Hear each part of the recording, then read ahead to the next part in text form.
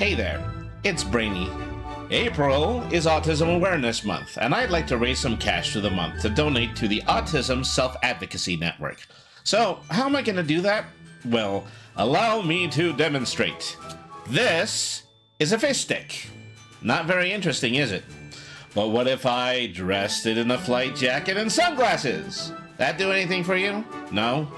Well, how about if I turned it into a festive party clown? This isn't like an NFT. I like to call them ARTs, or actually realized tokens. I wish there was a single word name that I could call them, but anyway.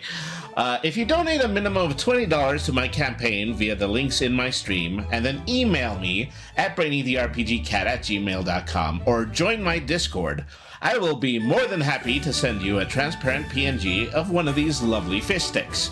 Keep your requests safe for work, by the way. Oh, and 100% of the donations will go straight to ASAN. So, what have you got to lose? Donate to a good cause, and I'll draw on a fish stick for you. That doesn't sound as good when I say it out loud. Anyway, thank you very much for your support. Happy April, everybody.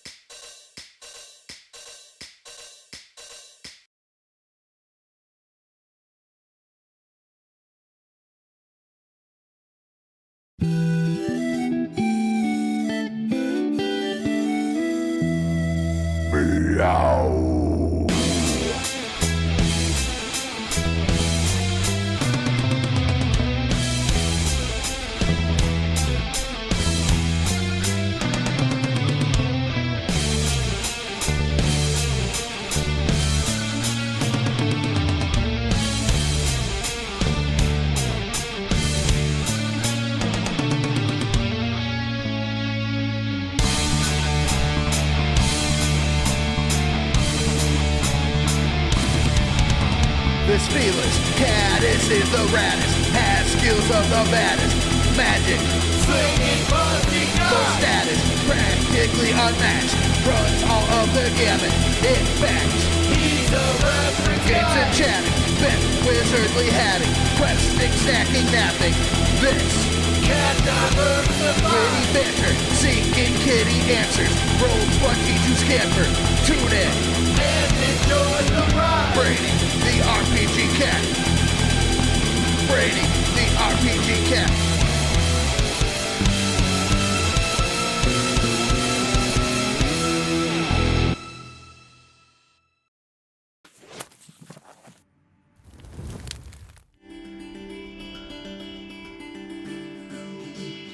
Hello, cats and kittens, felines and felidae, humans and variant humans, and every race, class, and subclass. Welcome to another episode of Brainy the RPG Cat. So, it did take me a little while in order to get on today, and it was simply because I am really just kind of working on something that is a little bit new to me. So, I decided it would be a fun stream, and we would look into it together. It has to do with Live2D, and specifically I'm just basically learning how to make things work in physics, use pendulums, use bouncing overlays. So I'm going to be watching some YouTube videos in order to do that. Alright folks, so let's go ahead and let's get started here. Oh, you know, something I did want to do is announce myself on Blue Sky. Alright.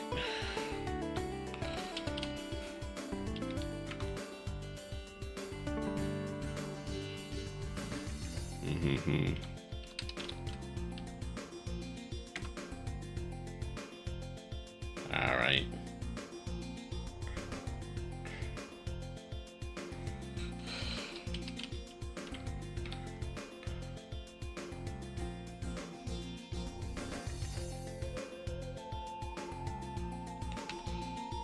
Say in my haste, I just keep typing my name in wrong. This is always the way.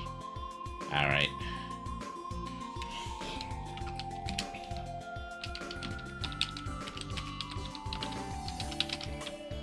Learning to bounce in Live2D.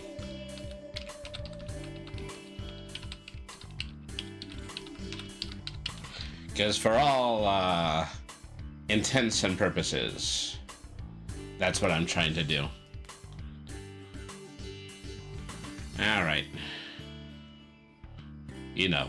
And of course I'm a cartoon cat, so it's only natural for me to try a little bouncing. You wanna get bouncing? Let's get bouncing, because bouncing is what brainies do best! Hello Queen Vampiress, thank you very much for tuning into the stream. Okay, well let's go ahead and let's start skimming some videos on YouTube so that we can figure out how I can add some very interesting new wrinkles to my Brainy Live2D model. Alright. So incidentally, Queen Vampiress, I just want you to know, you're on my short list for designing one of these things. If you're ever interested, I would be more than happy to do it for you. You know. Usually when you invite somebody in order to be a VTuber, it's like, okay, well, am I willing to do that? Am I willing to cross that road? You know, but if you ever wanted it, I'd be more than happy to start designing it for you. All right, so, okay. I need to turn off the music. I always get like 5 or 6 switchboards going in every single stream. All right. I paused the music right there. Okay, let's go ahead and let's look at this one. This seems to be from Sugar Star Studio, uploaded 3 years ago, bringing your VTuber a life model to life with body bounce. Okay, let's go ahead and let's take a look at this. Hello everybody, welcome to another Live2D Quick Tips. Today I'm going to be showing you how to add just a little bit more life into your Live2D models. And to do so, I'm going to show you how to do body bounce. And what body bounce is so you have your normal physics, just like this. But if you notice, once the model stops moving, she just immediately goes back to her default position. There's no sort of, you know, a little bit of the springiness that everybody sees in every single other type of model. We're not robots. Most of us aren't robots. We can't just immediately go back to our default state without any sort of extra movement. So what I'm going to do is just add a parameter to add a little bit of bounce. And it's the easiest thing to do, and in my opinion, it's one of the easiest ways to make your model look more alive. So let's get into it. Okay, so forgive my super messy menu right here. I moved over the deformer so that I wouldn't have to move my head. But what you have to do is take all of your deformers, add a new one, call it body bounce, or you can call it whatever you want, but I'm calling it body bounce, and it's going to be the new parent deformer to everything else. Make sure your deformers are actually visible so you can actually see and edit the deformer. And this deformer being on top of everything else, it's going to completely control the entirety of the model. And seriously, I promise you, this is the easiest thing you'll ever do. So go ahead and make a parameter. It could be anywhere. I'm just going to put it at the very top. And I'm going to call this body bounce X. Body bounce X. And the ranges don't seem to matter that much. I'm sure there's a specific reason why you do different ranges for different parameters. I like to do -10 and 10 whenever I do anything physics-wise. I don't really have an answer for why, it just works for me. So you could try -30 and 30, you could try -1 and 1, just experiment. That's the best way to learn things, in my opinion. In my opinion, is just to experiment and fail and try again. So we have our body I think it's a bounce good X, policy. Param body bounce X. Click OK, and it's going to bring us to the bottom. That's fine. So we do we make 3 keyforms, just like a normal X and Y physics. And you can probably see where I'm going with this, but what we need to do is make the model move very slightly to the left and the right, and it's gonna look weird. So okay, so what I think is that you need to take a normal. It's definitely you need to take a bounce parameter. You don't want your body to move like this normally. But trust me. I think you have to make it for X and Y. And call this one and then body bounce Y. Body bounce X and then body bounce Y. And so then you just kind of have to make a large tilt of the whole model, and this is going to become a tilt in addition to the tilt that you're supposed to that you use in your regular physics. I'm not going to go crazy. That seems fine. And then make sure you do up as well. Alright, and now you link these parameters. Make sure that you don't have any individual parts selected, you just have the body bounce deformer selected, and then click synthesize corners. Just like you would do any other X and Y parameter setup, it's the same thing. And so now we have some bounciness. And and take us down to the bouncy house where you bounce and bounce and bounce and bounce. Open the physics menu, and we need to add the bouncy physics to the model. So go to add body bounce. Let's start with body bounce Y, and I'm going to put body Y for this. Make the effect 100, add a pendulum, and then add where is it? I have a lot of physics on this model, so it's kind of hard to find things.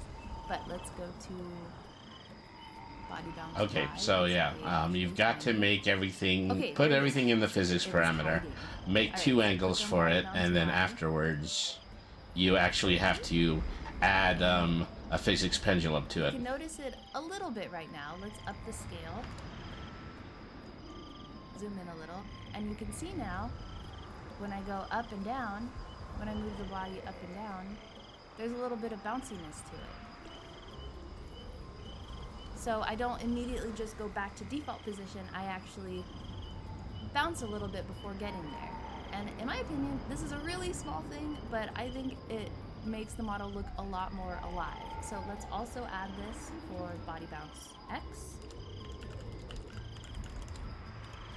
I'm gonna say body bounce XZ because I'm going to make this work for the X and the Z parameters. Body X, body Z.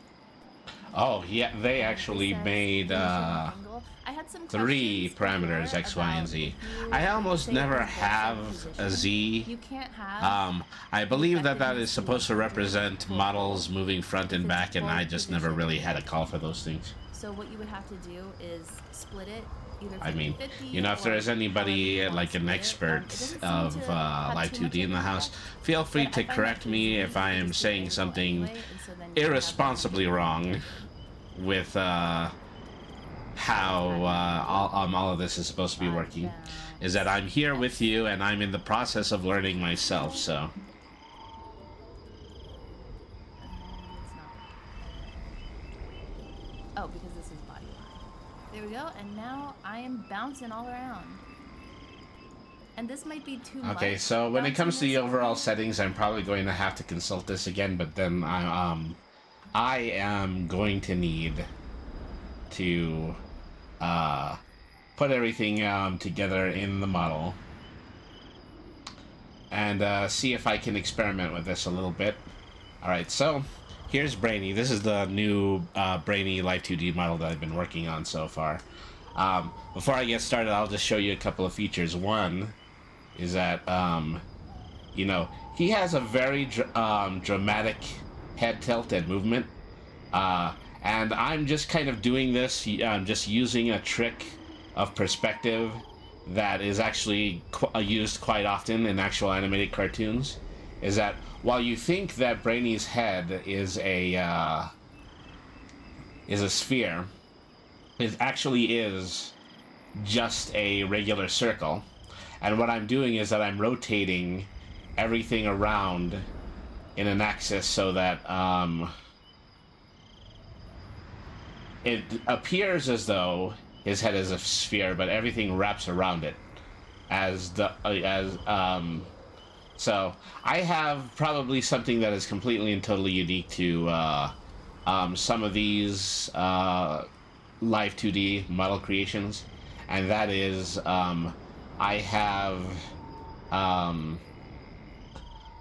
instead of, you know, moving the head background, which is a circle background, instead what I'm doing is that I have a face mask. And so everything is wrapped to the face mask instead of the head. So that's what is capable of giving you this pretty awesome perspective right about here. There's quite a few features of him. Is that his nose is two-dimensional and it wraps around. It moves left and right slightly. There are some angles like this one right here where you can't see it at all just because it's so flat. I'm doing this intentionally. I believe that gosh, what was his name? He was a Goblin VTuber and also a rock and roll star, and he used to also regularly do his nose like this. Is that 2D where it actually thins out and then pops out again in this direction. Gary Goblin, that's what his name is. Gary Goblin used to have this exact same effect. I'm working on a few things. Is that it's also just a matter of whether or not I can get his hat looking natural when it moves around. You know, is that here it is a very small size, here it is a very large one because I'm actually facing forward in this one. But then here it does get slightly larger, and so I'm going to have to measure that one out a little bit more. Then here in the center axis, you have him facing left with the hat around, him facing right with the hat centered. him facing to the other side again with the hat facing slightly forward, and then here we have down, and down does need a significant amount of work. Is that I just have to kind of figure out, you know, he obviously, you know, he looks a little bit egg-headed when he is looking downwards as opposed to where he is right here. Over to the left looks all right because I'm pointing at an angle again. Over to the right, it also looks good because I'm pointing to the end. This at the end. You know, eyeball rotation is that it took a long time to set up. Is that eyeball rotation is something that needs to happen correctly in every single one of these 9 points. So it's a matter of, you know, having the eyes on the body animation and also having the eyes put together on the eyeball animation. I'm working with eyebrows. Eyebrows aren't quite complete. Is that if I'm ever going to start working up from the point that I left off, I'm more than likely going to work on eyeballs. You see, this is a little bit off center. It's supposed to look a little bit more like what it looks like when his head is centered. Is that basically the eyebrows start off over at the side columns and then they move up so that Brainy can make a more alert look. So, you know, it rotates in and locks in, and then it rotates out, and then it fans out at the top. And so I just have to, once again, I've got to work on the perspective and angle of every single one of those in order to get that work. Mouth opening. In order to get, like, these steep angles, in order to get these steep angles, I'm apologizing to my model. Yeah, I'm saying, sorry, I accidentally hit your wrong parameter. So when you're going like this, is that, you know, there is a matter of still having the mouth, but then having the mouth still capable of opening and closing in a way where it's not too awkward. This one right here is a little busted, so I'm going to have to work on that one.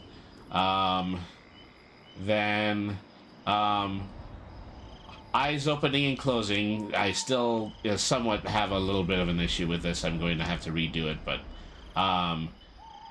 is going to need to be that I just scrunch down the eye until it's a straight line, and then that will be the illusionary way that I use to make Brady blink. It's very similar to the one that I have on my reactive, where I'm simply using a straight line in order to show Brady blinking. Okay, so a lot of these other parameters, I don't even add anything to them, is that I'm actually trying to work with a certain amount of simplicity. The X and Y angle is basically governing absolutely every movement of both the head and the body.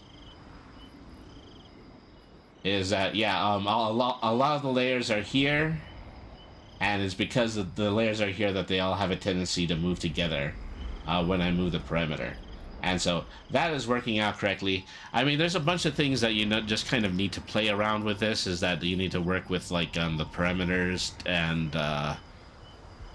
try to figure out how to get everything at just the right angle so that when you turn around this master switch right here, everything follows along in an accurate way.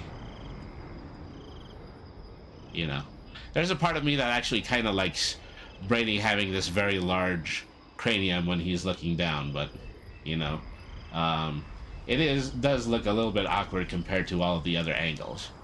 You know, so more than likely one of the last major things I'm going to be adjusting. All right, so I'm going to start trying to see if I can follow this individual's instructions. So like I said, everything from here to here is kaput. It's just a parameter that I'm not using. Okay, so, you know, I might end up putting this on top of angle X and angle Y. You know, that's another thing that I do that I think a lot of other Live2D artists don't do, is they don't separate their parameters in a way where they're standing right next to each other. I might eventually just have to take that and reset it all to default, because when I export this model, this model is going to probably be in search of all of the parameters and areas that, even areas that I did not put together. But anyways, okay, so yeah, this looks pretty good. I'm going to go ahead and I'm going to just start working with doing my very minute work on this model right now, and then I'm going to go ahead and turn on the music. So I made an agreement with another Twitch streamer, is Polly B, and from the 303. I'm going to go back because I've heard like 2 or 3 different slamming tracks while I've been while I've been setting up here, you know. So let's just go ahead and let's start with the top of the list. All right, and so Polly B from the 303, he is a Twitch streamer. Let me not necessarily do a shout out, but a music, because this is going to be a constant. So if you're interested, so the majority of what he makes is cover songs of Sonic the Hedgehog, and you're probably going to be hearing a lot of those. He has a few other original songs, even 1 or 2 things that he's composed for other VTubers. So that's all just going to be playing throughout the stream.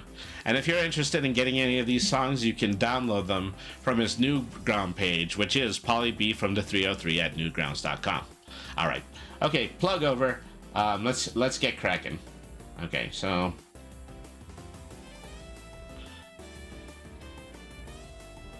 what I need to do is I need to create a parameter.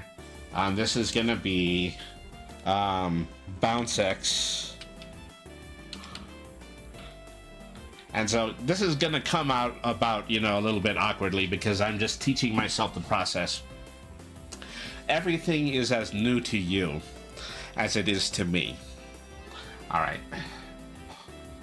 So, you know, default parameters for X and Y, and this is all going to be...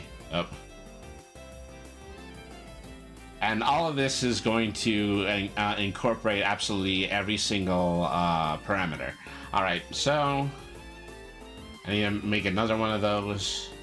Create parameter. This one is called bounce Y. All right.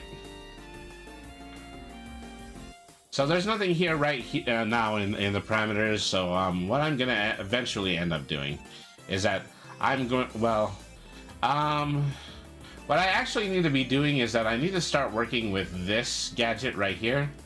Is that, no, actually that's the wrong one. Yeah. So okay, well, I am actually just starting to push buttons randomly. I need to take a little bit more care of that. Okay, so I did create a warp deformer, but I created, it just said a warp deformer of head. So I actually don't want it to be like that. I do want it to cover as much of the this element as possible. Okay, so that is the head. That is the warp deformer of the head. This is the body. And then I need to create the warp deformer of the body. So, yeah, right about here.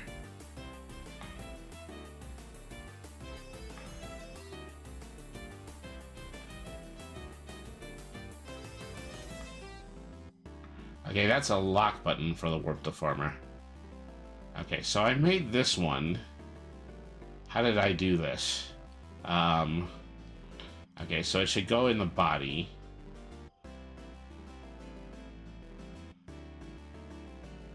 And so I need this button right here. Warp deformer of body. There you go. All right, so I've created warp deformers for the heads and the body, and they're supposed to be governed by the bounce X and bounce Y parameters. So this is going to be probably the most educational part of what I'm going to do today. Is that I am going to add the warp deformers. Okay, you know, I don't think this one actually was created correctly. Let me cut that, and then let's create another one. body, warp deformer, head, warp deformer of head as parent of the selected object.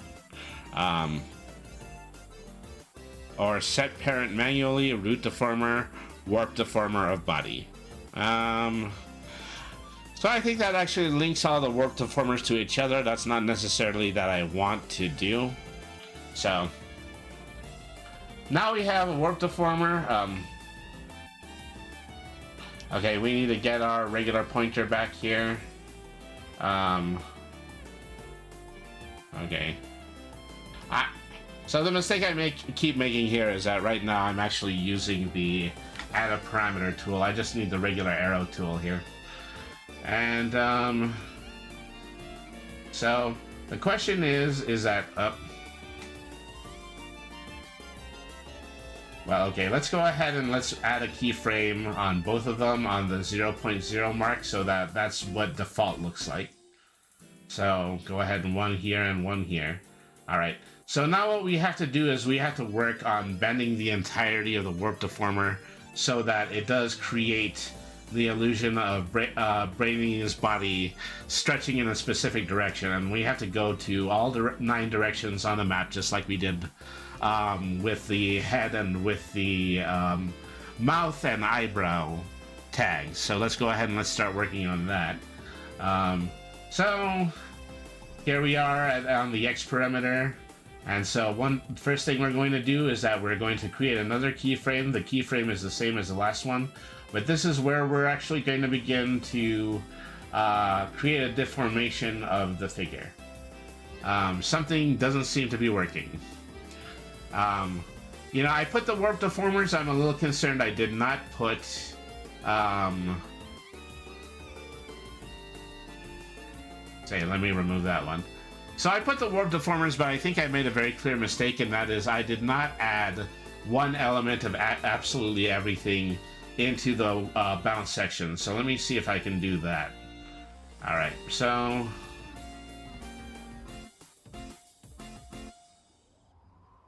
what I gotta do is that I just gotta get this moving in a way that the entirety of Brainy's body follows along with this green grid that's around it.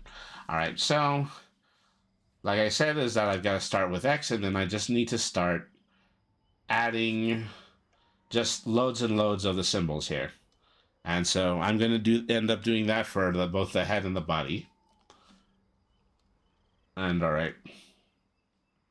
Okay, so Live2D has a few limitations when it comes to this.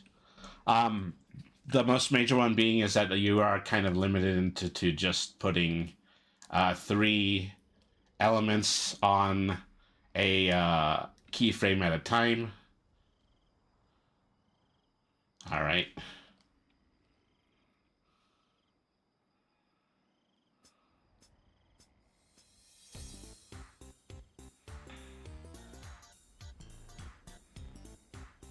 You know, there's some elements of this that is not connecting because they're connected to other parts of the model, like different rotations of the eyeball.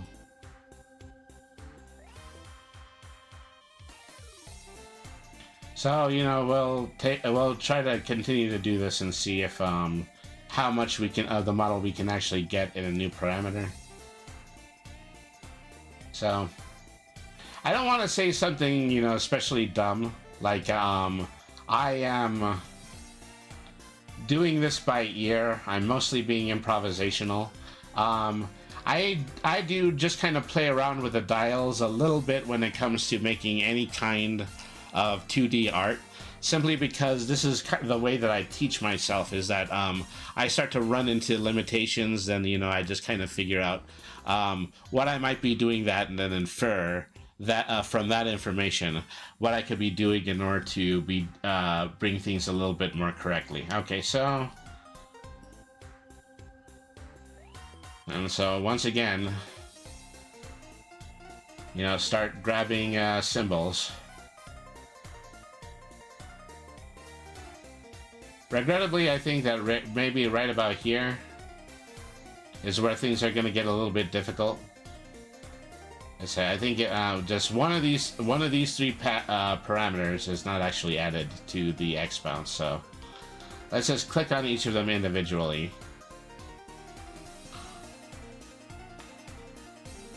Okay, so let me see if I can just scroll down. No, I can't. Okay, so just look down at all the head elements.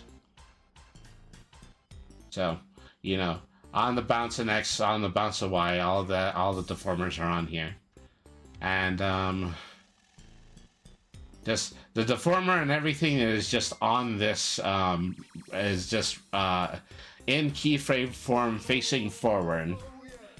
Alright, so then we're gonna go ahead and we're gonna do the same thing for the body. Is that,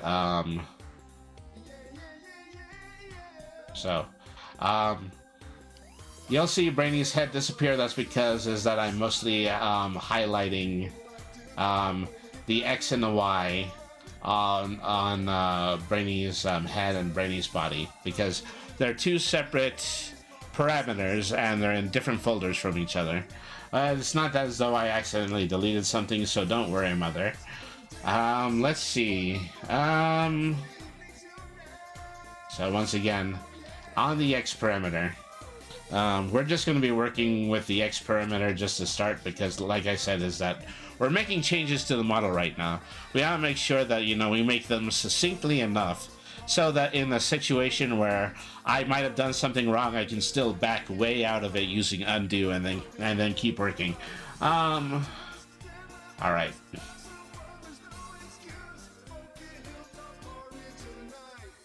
Okay, the body is easier because it's just composed of a lot fewer pieces than everything else is.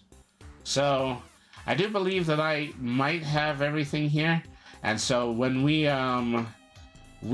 start to work with the XY axis. Oh, you know, actually, I don't think we have the Y's on this parameter. So, unfortunately, yeah, we're gonna need to take a little bit longer because we need to add all these symbols. All right.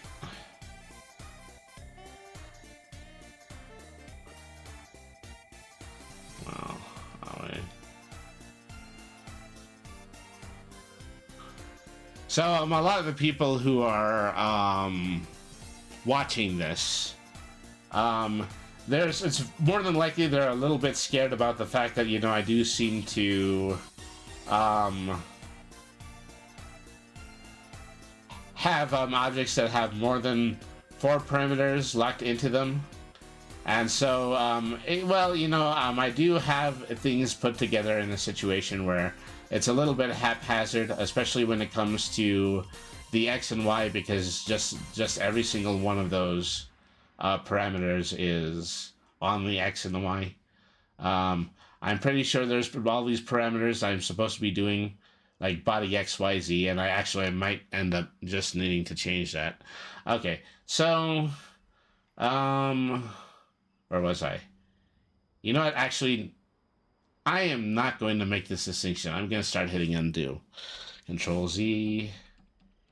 You know, I'm going to have to, you know, start to move everything on the body. All right. Okay, so basically, I'm just hitting this button until the keyframes both disappear. Okay. One redo there. So now I still have the warp deformer on the head and the body. So right now, yeah, the warp deformer is standing alone. And because since it's not connected to anything, I can't actually use it to warp the entirety of Brady's body. So, let's see. Okay, so like I said, there's now that I come to a certain realization, I'm going to delete the parameter Z for the body, but I need to put absolutely everything else in the actual body layer. So make that into a green, and then make that into a green. Well, make that into a green, but then I'm going to hit my limitations when it comes to this. Me no like, because it means that it's going to eventually take away all the work that I've done here. You know. Well, I mean, I can just go ahead and I can start deleting those parameters now and then start adding them to the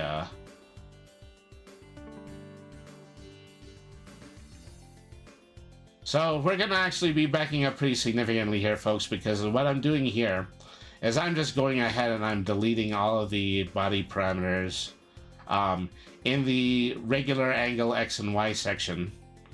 Let's see, there seem to be still be some left. Okay,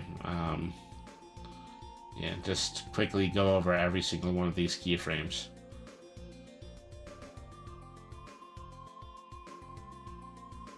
You know, have all of this cleared. So instead I can rebuild it inside of the body keyframes that I just made. You know, this is part of the reason that you actually get on and try to work when you're on, because, you know, once you start, once I personally start talking about these things out loud, that's when I start to realize some of the errors that I might have made while building this. Okay, so let's just go ahead and let's put everything, angle X and Y, here down to 0, and then now we're going to start working on the body layer. This is going to be actually going to be pretty educational, because I'm going to be making the 9-point array on the body X and Y, and then you're just going to see how I'm going to get all this to rotate together with the head. All right, so unfortunately, some of my parameters are a little bit askew right here. Let me go ahead and check to see if I hadn't accidentally... okay, so yeah, everything looks alright. I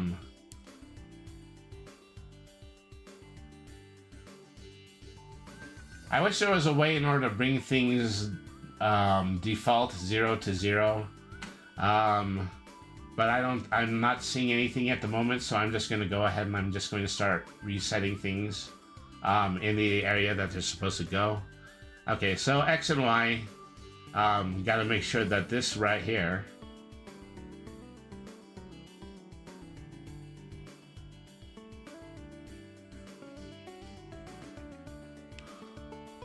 that's just centered. Because this is supposed to be the center-facing section, and then I'm going to disappear that. See, I think that, yeah, the torso here is also a little bit incorrectly bent, so I'm just going to make a change to that. See, we're moving very small anchor points on the outside here. Oh, you know, something that would make this a little bit easier would be if I were to move the torso and the arms together. Okay, so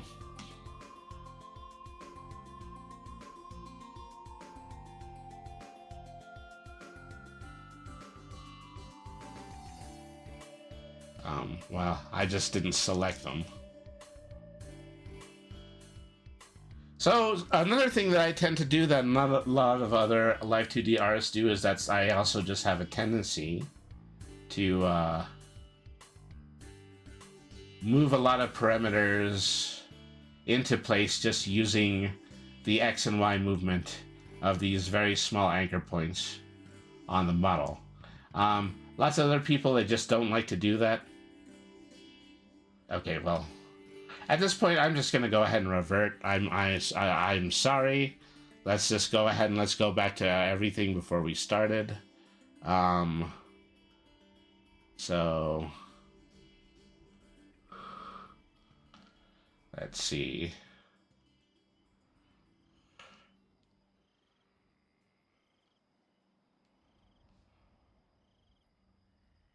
Do not want to save. Want to open up Live2D again. I went a place. I went awry. I think the mistake that I made was that I actually had to keep things centered in the right way before I made an attempt in order to make any changes to the parameters. All right, so no, okay. I'm opening up a backup. I don't think I actually need to open up a backup.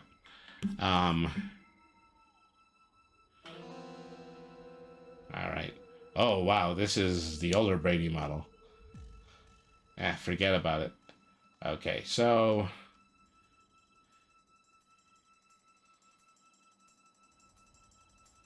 just go back to the most recent thing that we saved. Okay, so looking at the head and the body, just see if, yeah, I actually did make a save of the parameters, which I actually did not, but so just as I said, everything now has to come off of X and Y, and I have to do it starting with everything on the body has to come off. And I have to do it starting with the center point, so that when I add it to the next area, the area that I'm going to create, it actually just glues together left to right, 1 to 1, etc., etc. Okay, so I need this parameter. So what I'm going to do is I'm going to create the body parameter. Okay, let me delete this one right here. All right. So body X and Y.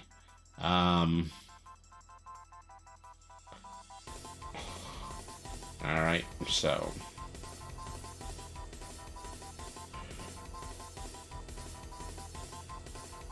see, what do I have on the body layer that takes up 3 different spaces? Okay, so now that everything is on the body layer, then I'm going to start to remove all of the keyframes.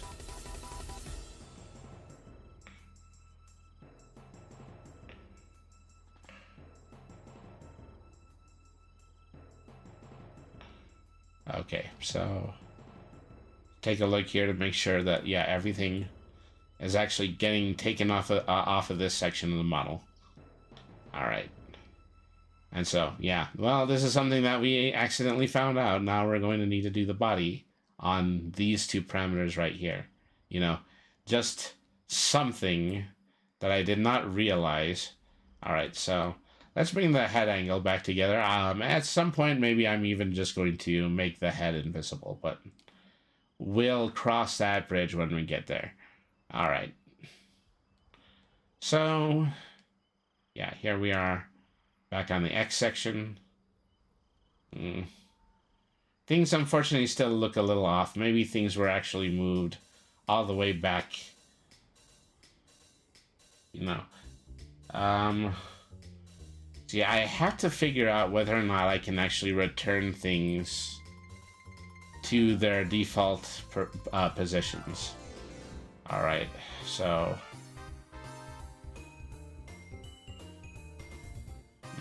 So, let me see here. How can I do this? Yeah, just everything is just kind of boxed in a strange way right here.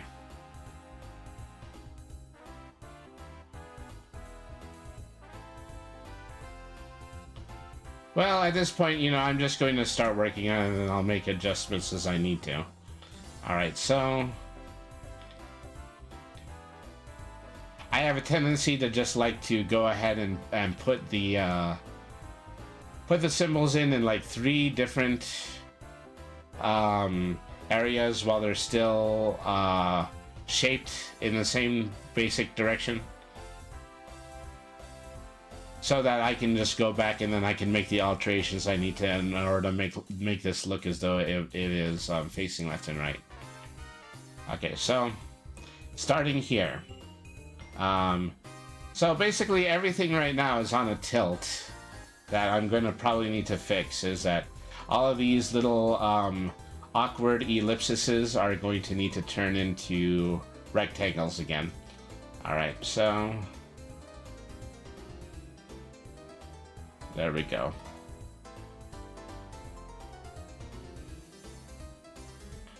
Yeah. More than likely should have moved the feet with that too. Alright.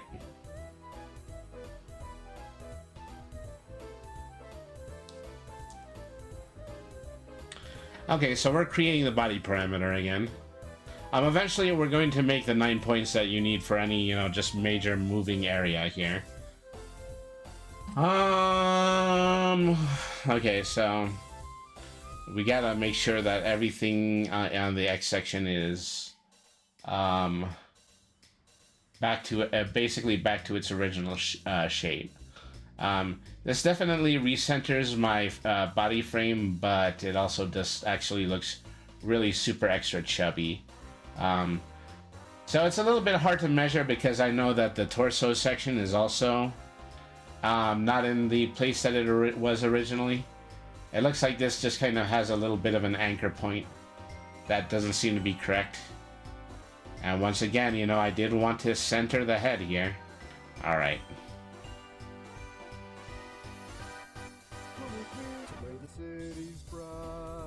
Okay, so...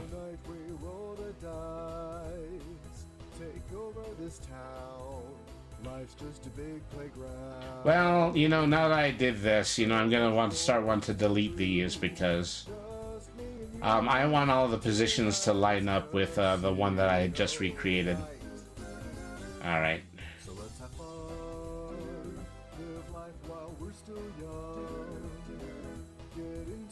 You know, your standard bear Live2D creator in this situation would know that there's a lot of things I could be doing using like very specific shortcuts and wizards and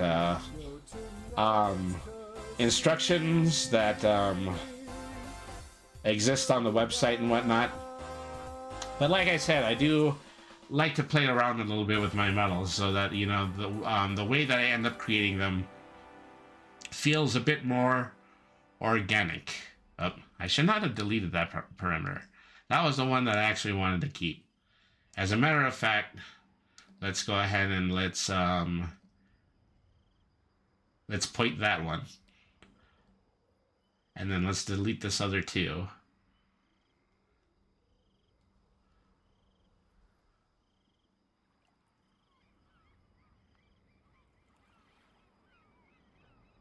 Alright. So yeah, it must look really, really erratic to some people. Alright. You know. But one of the hard things about this is that, you know, keyframes always go on to very specific points, but the when you create parameters, the parameters don't anchor to the points. Is that if they did, that would be a little bit more helpful. Everything reset when I deleted, make it stop. Alright, so this still kind of basically looks like the way it's supposed to. I'm gonna delete the head for a moment so I can see a little bit more of what I'm doing. Just disappear the torso. And then, you know, make sure that I am moving the torso a little bit more centered. Hopefully this is gonna make for both the X and the Y. Alright, so, you know, and then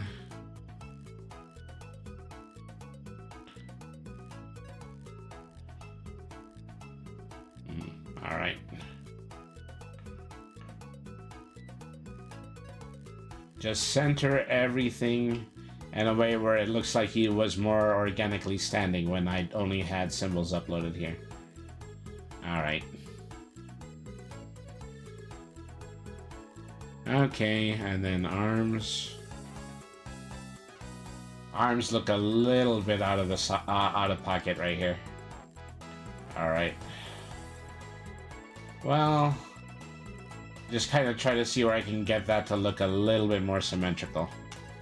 Alright.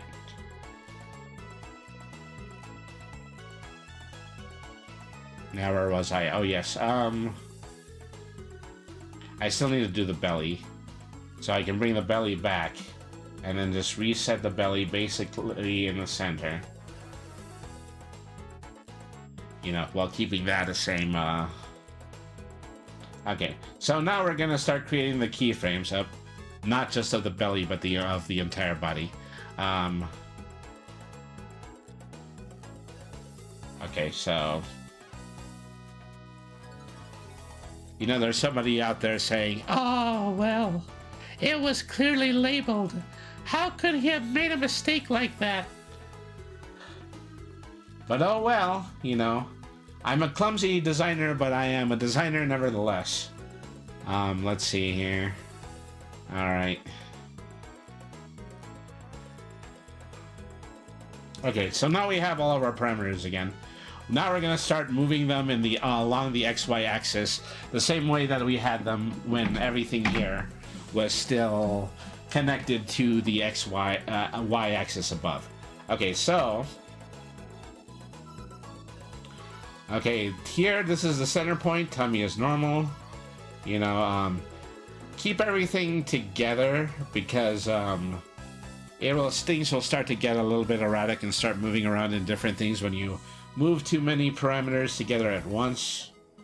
All right, so basically what we're doing here is we are creating the ideal, what it looks like ideally when Brainy is going to be facing to the side. So I'm taking the rectangle, I am moving the belly to the right, I am shrinking it, and I am also taking these parameters and then I'm just moving them slightly inward so that it looks like his belly is actually starting to go into third-person perspective. And then, so I move that, then the next thing I should do is I should probably adjust the torso. Alright, take that, put that there. And then we have to just start kind of moving every single one of these things in perspective so that, you know, it looks like he has begun to face this direction. So, obviously you can see Brady's body is in two parts, is that this one,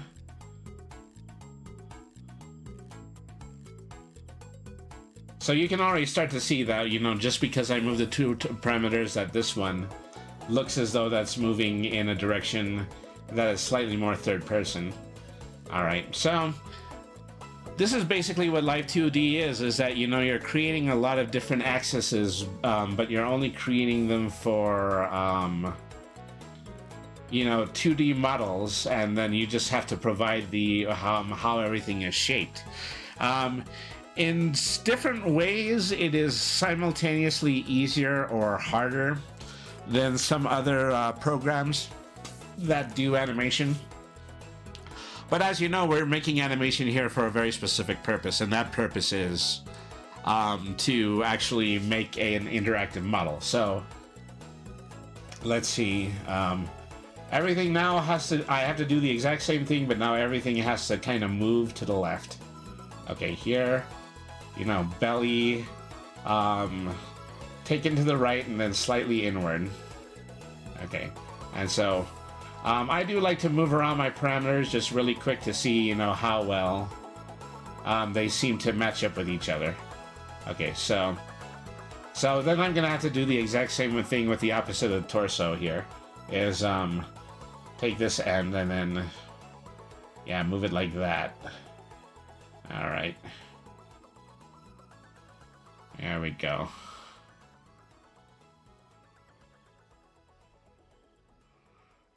Okay, so I've got everything on the X angle right now. You can see everything is moving.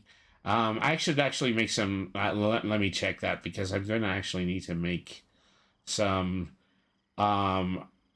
changes to the arms and legs again. Okay.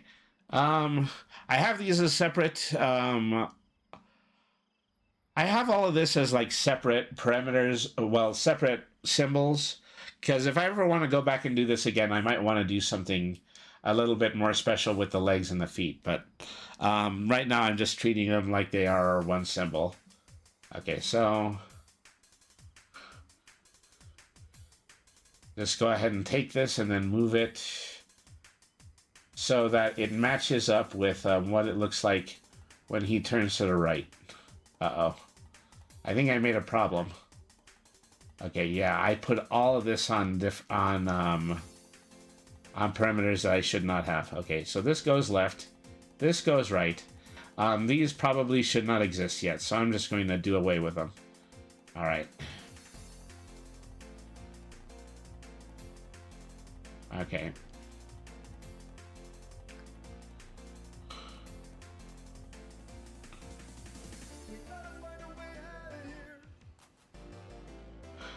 So I look down at the clock and I see I've already been on for 1 hour, as that I'm just making the smallest adjustments to all of this.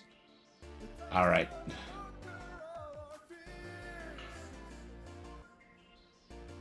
Okay, so Unfortunately, yeah, because we were on this wrong symbol this whole time.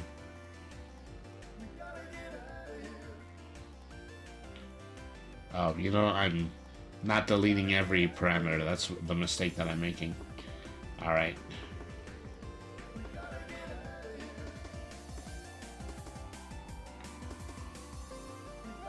Okay, this time I've got to stay on X in order to move the parameters. So here, meow, and then belly goes thinner, and then slightly more compressed.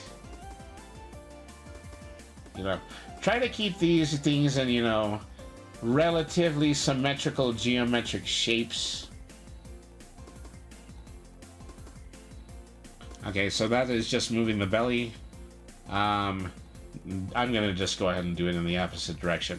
You know, take care in order to start moving parameters just one at a time.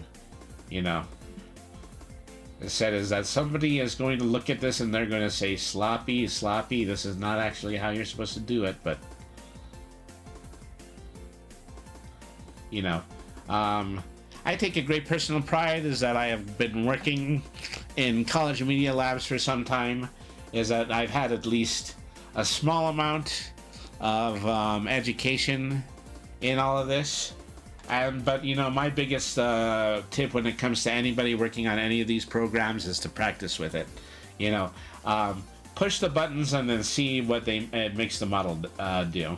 So, like I said, this once again, I'm just swinging the torso slightly to the left. Is that there's a reason that I made the torso into this bell shape, and that is because I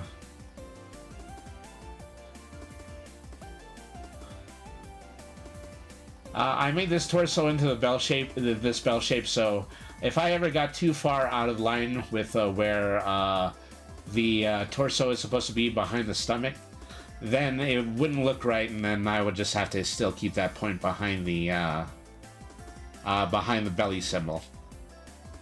Is just a little trick that I use in order to make all of this from this upper section keep from looking a little bit too big. So here we should, start to see just the turn that I'm going to be using here. Okay, once again, do the same thing, except now we're going to do arms and legs.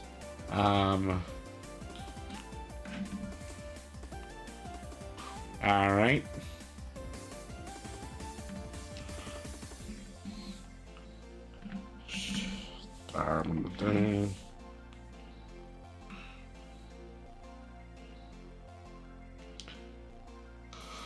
So, another thing is that a lot of these things are currently not separated into different symbols.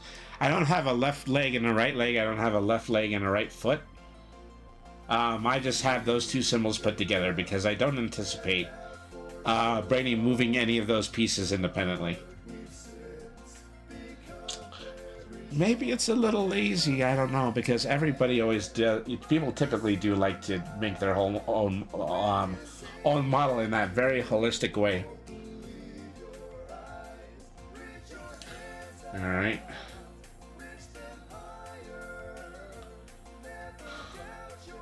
Okay, so here I'm gonna be moving the leg parameter along with everything else. Something does feel just a little bit off, and it's that, you know, this probably needs to be this actually needs to rise a little bit, because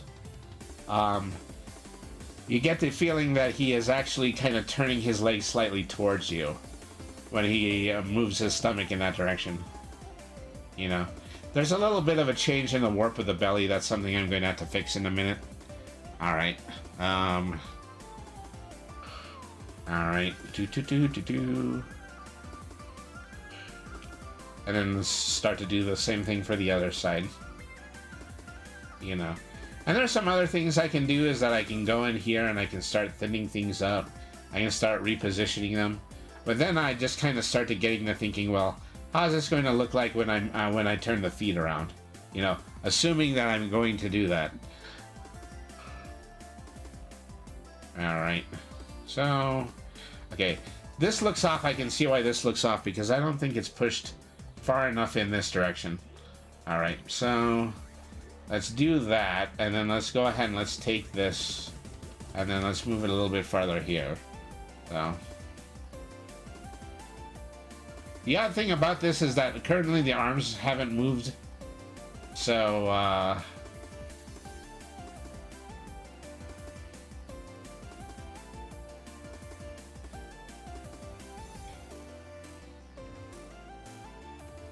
so at the moment the arms haven't moved along with the rest of the body, and they're going to need to, just so that we can reaccommodate the angle that's being created here. All right. Well, okay, so now that I've looked at this, I kind of feel like these are a little too steep, so I'm gonna make that adjustment. All right, and then definitely was not the way that it looked like turning when it turned the last time that I made this. Okay, so put that there.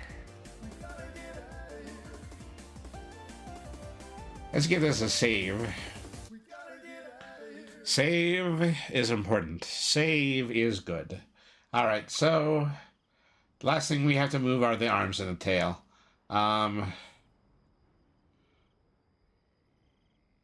You know, I did make a tail parameter here, but that'll just be one or two parameters I use to move the tail. And I'm probably going to be watching another video in a minute to figure out how to actually do tail physics. It is something that is a little bit more complex than what your basic manual will show you how to do. This is a little bit on the small side compared to the other one. All right. Okay, that's a little bit better. You know, things are at least, you know, coming together in a way where it is actually looks like it's moving in the perspective that I want it to. Okay, is his belly... The question is this belly smaller than the one on the other side? And if so, if not, should I shrink it more? Should I take the torso and then bend this angle more?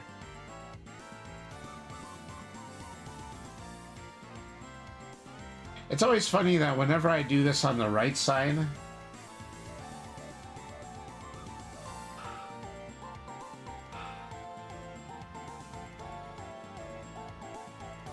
yeah, that's a little awkward. Hey, now this is starting to shrink. This is starting to get a little bit too small. Also, you know, there's the sense that, you know, if you do move this parameter,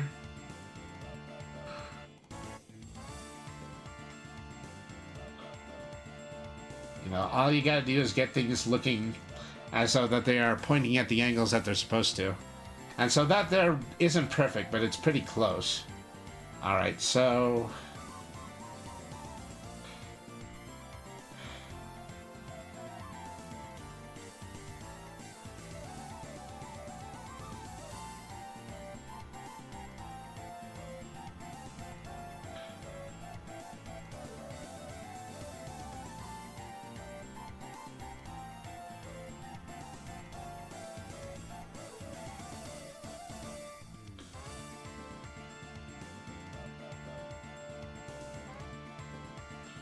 just to make sure all this is on the X, I'm going to go ahead and press the keyframe button again. Alright.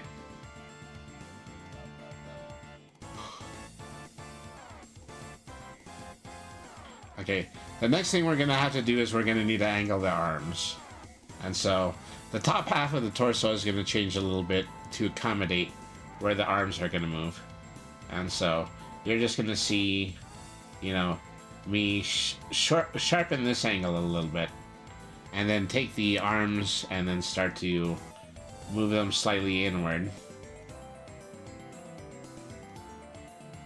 I'm probably going to want to take the bottom half of the arm and then move it so that it moves along with the rest of it.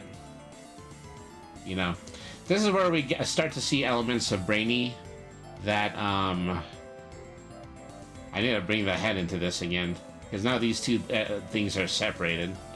Angle X, like that.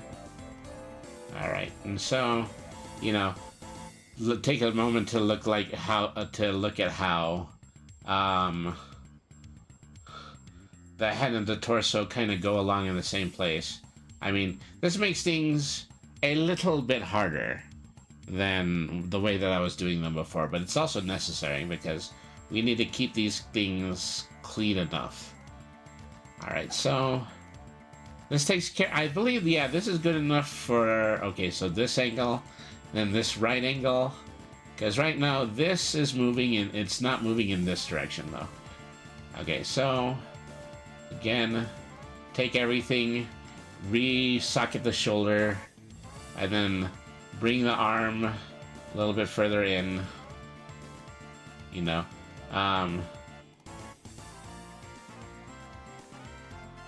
Well, since this is also going in this direction, you also have to...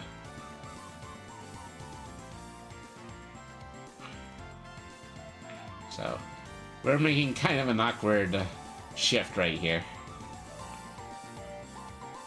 You know, there's a lot of these parameters that are going to be changed, but at least, you know, we're getting in the ballpark here. I definitely think that this has gotten quite a bit smaller. Alright. Alright.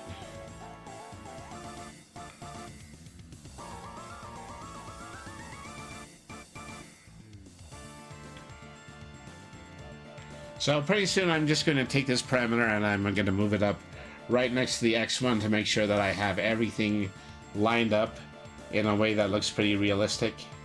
Okay, so now that's the X. Now we're going to do the Y.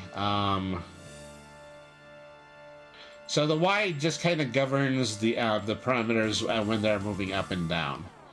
So, I mean, anybody who knows your basic 2-point geometry lessons have a good idea about how things are supposed to move on the X and Y axis. Alright, so, you know, math is hard. I think these were principles that I first learned when I was in the 8th grade.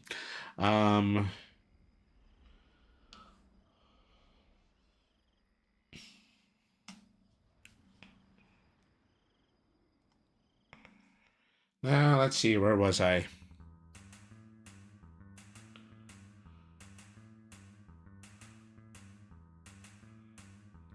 Yeah, it really looks like the belly is shrinking here. It should be the slightest bit larger, but then also tilted a bit more in this direction. Alright. See, that looks a little bit more organic, but you know, a lot is going to need to be done with this on the x-axis. Okay, so, as previously stated, okay, the x-axis is exactly the same as this, I need to add all of these again. 0.0.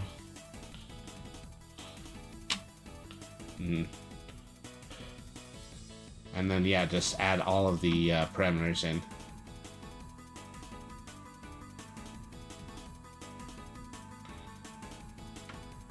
Alright. Okay, so now that we are in the y-axis, what we need to do... I'm going to center the head again. It just looks weird to me if the head is just turning slightly to the right. Alright. While I'm working on this specifically. Okay, so what we gotta do is we gotta start working on things on the y-axis.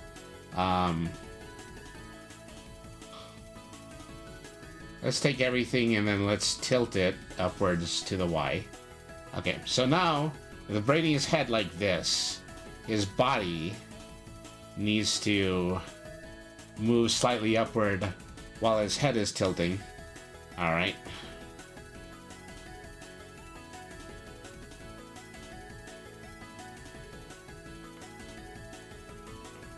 Alright.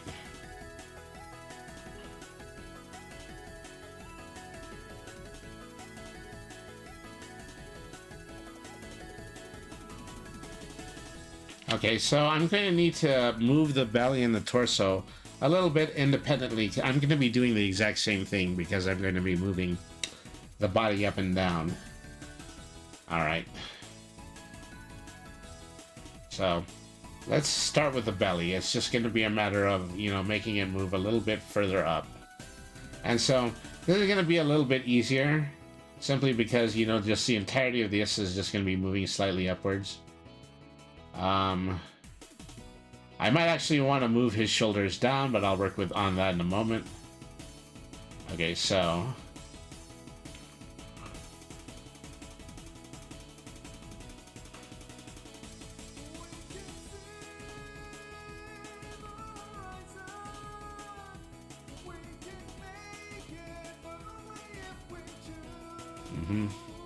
Alright. So once again, doing the belly, you know, making it a lot lower this time. So. And this is gonna make a change wherein Brainy's gonna have his head facing down during this angle. Alright.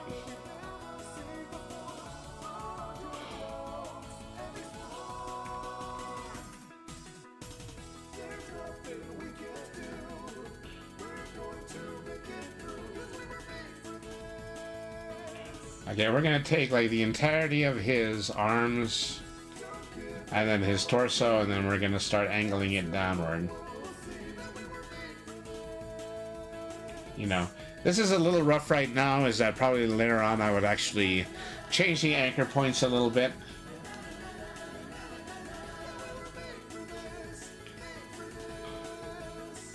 Okay, so take this, and while it's facing down, does it match with Brainy? I believe that it does. Okay, now we're gonna need to do the legs, because the legs are gonna stretch upwards and squash upwards as well. Once again, I'm still deciding specifically what to do with the feet. It's more than likely I'm gonna angle them in the left and right perspective as well. Okay. So, this is a shrinking one, so his legs gotta get shorter. No, actually, it's the opposite. This is the growing one. His legs need to be longer. I'm just thrown out off by the fact that the body and the angle are in different parameters right now. All right.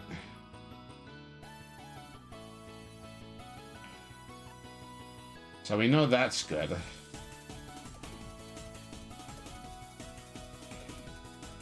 Okay, that's body facing up, body facing down. And when the body is facing down, the head is also facing down. Well, the head is also facing down. So, I kind of feel like I don't want to move the head downwards in this direction. I'm probably gonna just need to go back to angle X and Y and then readjust this so that the head will move alongside the body again. Alright, so... let's see, what else we got? Is that...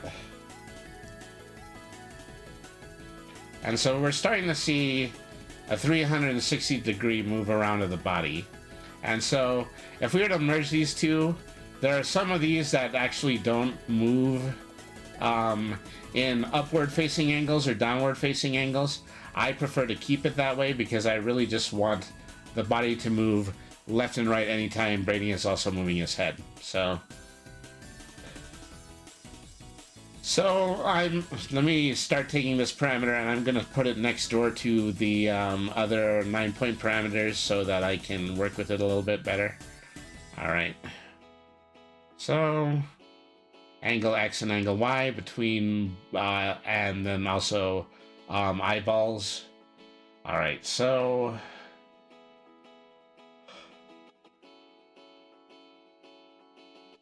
effectively what I have to do now is I have to shift everything in the body, in the angle section in order to match the body section. So let's go ahead and let's start with, you know, center.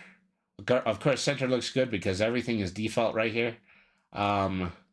Actually, you know, I'm actually probably going to need to change my body a little bit, but then, you know, body goes this direction. You know, he's actually starting to look quite a bit skinny when he does that. Say, what might I not be doing? Is that, I think maybe even though I am narrowing the stomach, then the stomach actually needs to stick out a lot more. Something like that. Alright. Then, whoop, whoop, in the opposite direction. Alright.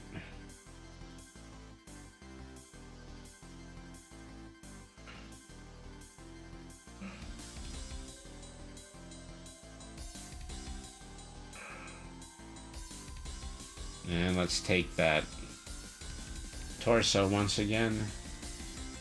Tuck it back in between where the parameter is supposed to be. Okay, there. That's a little bit more in perspective. Alright.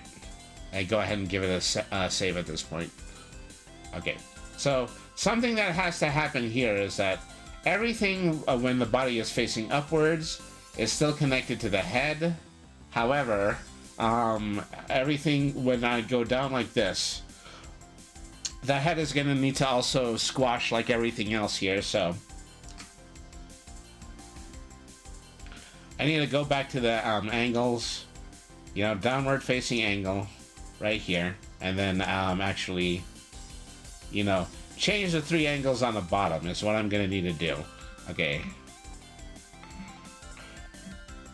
So, I'm taking everything on the head, and then I'm just going to shrink it here a little bit. I'm gonna shrink my head. Alright, well, unfortunately, this might not be as simple because I think I'm kind of limited in the total amount of parameters I can select at once. So,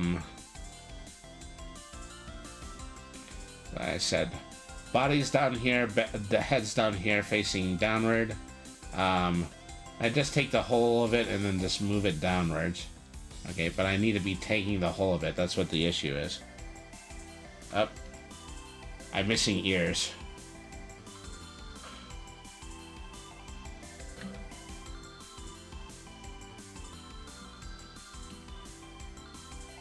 Okay, so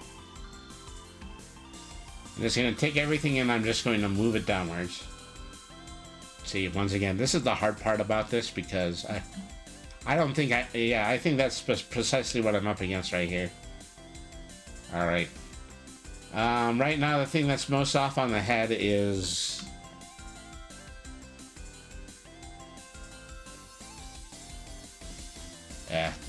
No. I have to remember that some of these parameters are in different places. Uh-oh, I did not mean to do that. That was the leading anchor points. All right.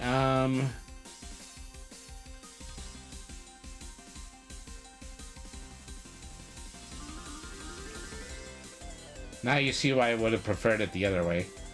But oh well.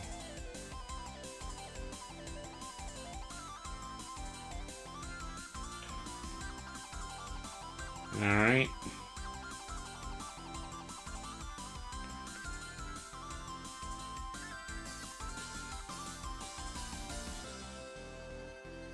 So everything stays up here. The issue is that down here, this does not look correct unless the angle is facing downwards. So what I gotta do is I gotta start being in a position where I am moving everything downwards. And so let me do the hair tuft, the nose, the upper jaw, the lower jaw, the tongue, and the mouth, and also the face mask, and the head background. Alright, so still enough parameters in order for me to move them appropriately. I'm squashing here, but I'm not necessarily moving everything downward, you know. So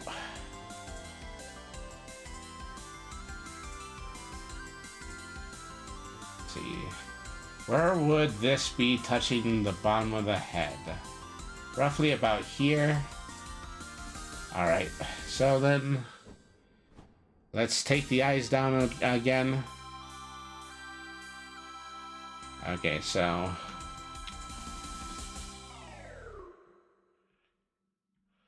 You know, take the eyes down again, take the brows down again, even though the brows are completely and totally out of sync right now.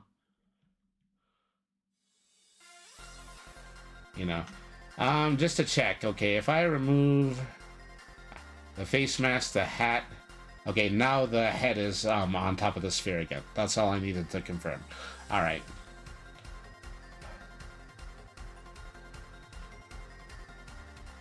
All right, so take the hat.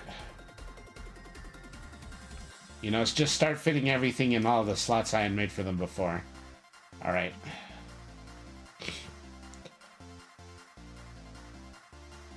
You know, it looks a little awkward just because the body and the head are kind of separated from each other right now.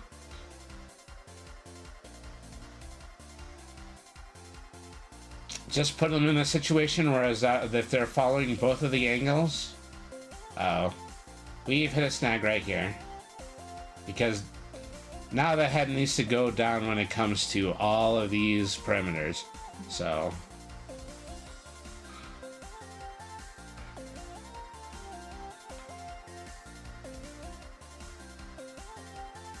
all right.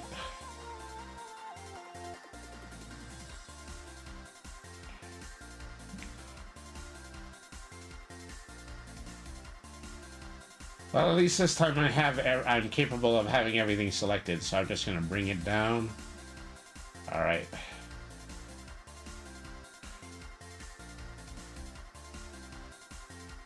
And I am knocking some things out of whack, but I'll fix it eventually. I bet a lot of the eyes are gonna need to be fixed after doing this.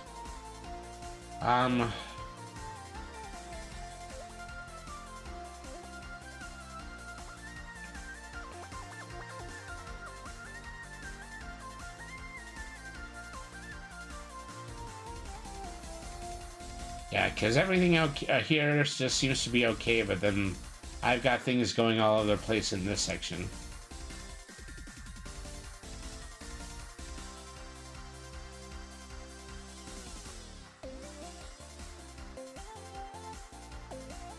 I think everything looks alright except I think the head is not in the position that it needs to be. Alright. There's a little bit of an awkward movement here.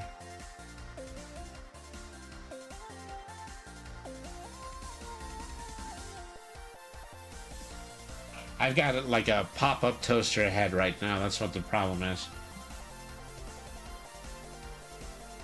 Okay, you need to be here now.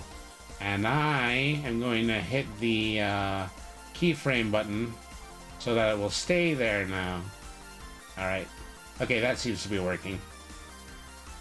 Alright, well... the other two halves of the head are a little raised right now, but that's perfectly fine. Alright, so... this is where I'm gonna need to start to move the head backgrounds, the hat backgrounds, and the ear backgrounds into place again. Okay, so...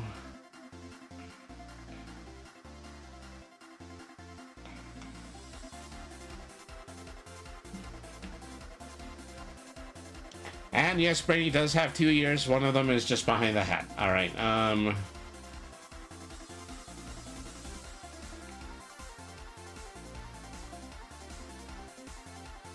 alright, so...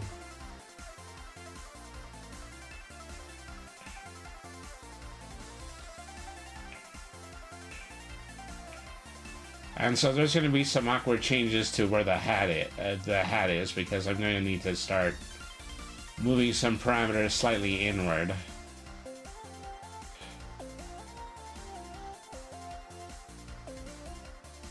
I don't really have anything in as far as animation on the ears at the moment, so I'm not too concerned about that.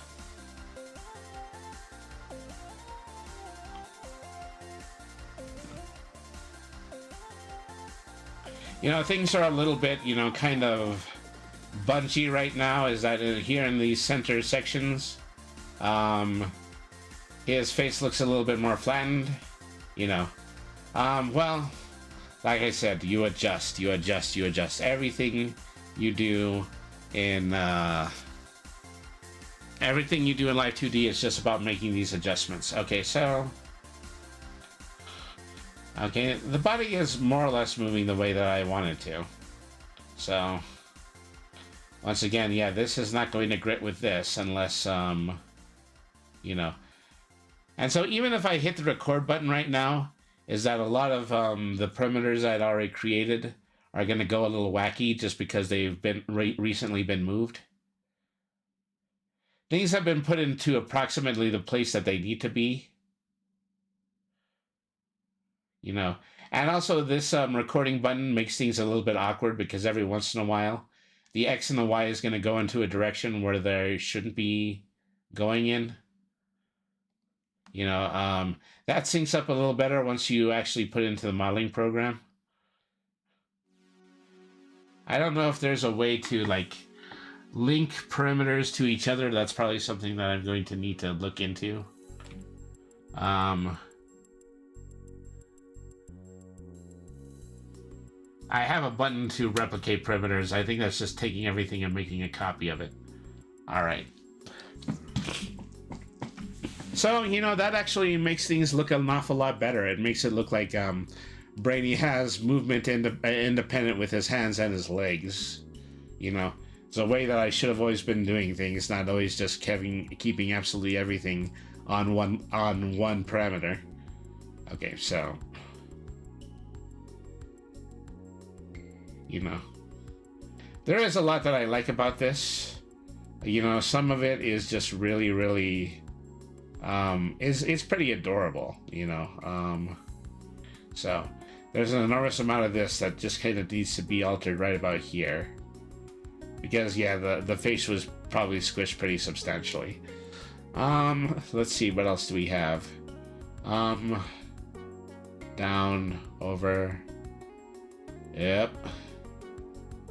and then I'm sure eyeballs all over the place. Everything is out of sync at this point again. So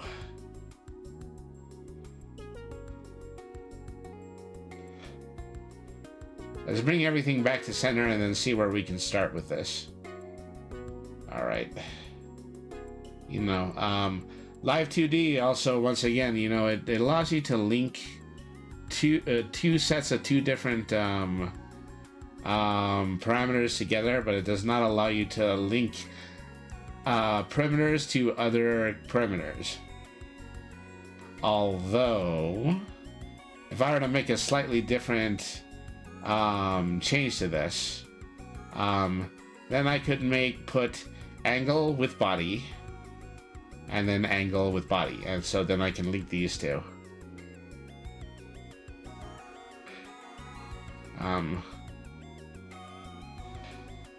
Something looks a little off with this.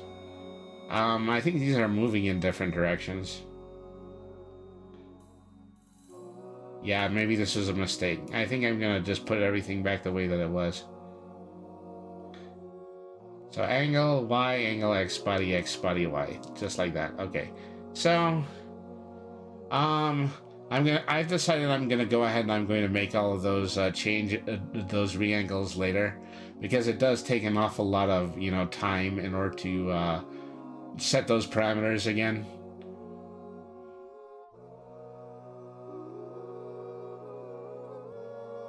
Okay, relink these.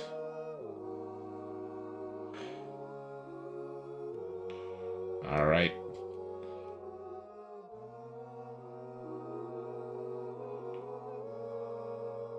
Okay, so what we've managed to accomplish here is we've actually managed to accomplish putting all of the body in one parameter and then all of the head in one parameter. So it makes more sense in order to make individual warp deformers for the head and for the body.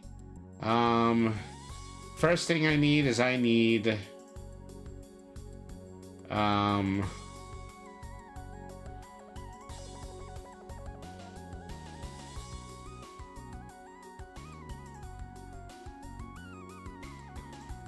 I need those two new angle keyforms I needed. Let me see.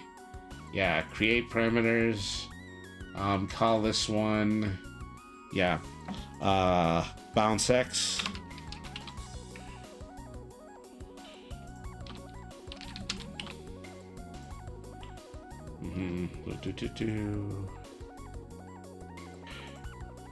And then bounce Y.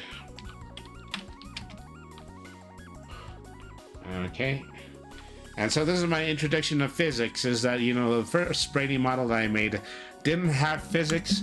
I actually ended up paying somebody else to just give it the appropriate hat, belly, and tail physics, the ones that I always wanted on them. But I cannot rely on that all the time. Eventually, you know, if I am going to master this program, I'm going to need to learn how to make these kinds of parameters on my own. Okay, so...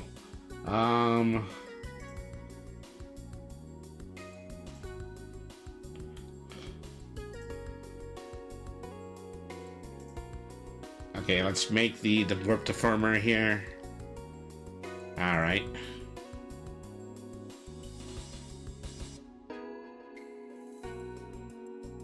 I don't know where it went.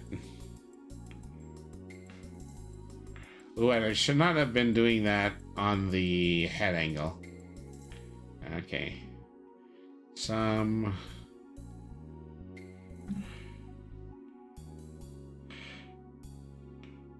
Yeah, so I need to be here now. Let's get the angles back together. Let's also get the body facing forward. It's just basically... For some reason, the mouth has been wide open this whole time.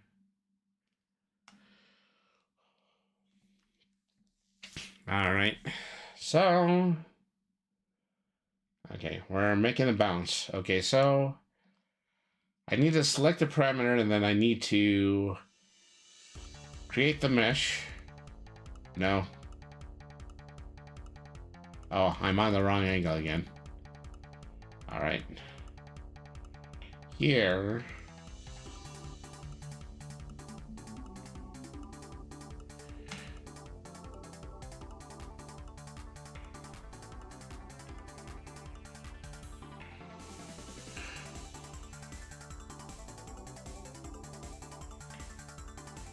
Okay, so this is set to be the warp deformer of the head. I'm not seeing the angle for it, though. Yeah, I don't think I'm doing anything inside of the keyframes. That's why it's not working. All right.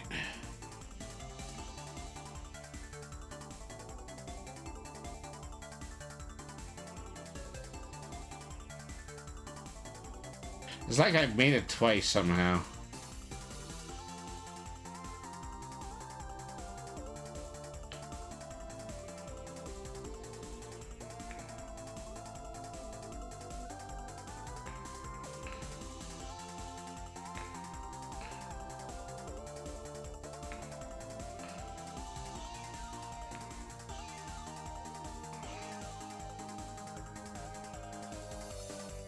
Okay, well, I'll change this to warp deformer of head. Well, I'd like to rename you. Will you allow me to rename you?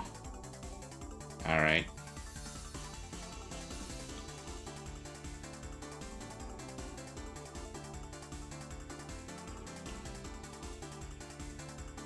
Okay, well, I guess it's just gonna be a 2 now.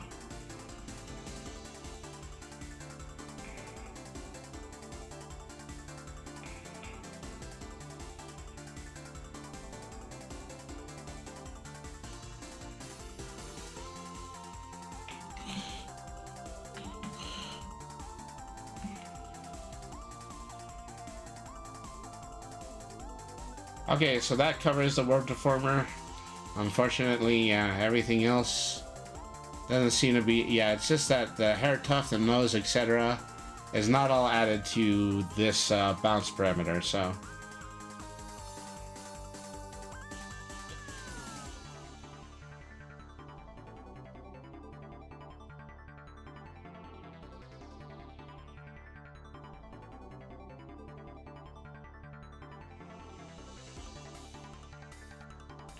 Okay, do I just need to push everything up here like it's a folder? Maybe. Okay, now everything is part of the warp deformer now. Okay. I see that now. That makes some sense. Okay, so... warp deformer here, warp deformer to the right.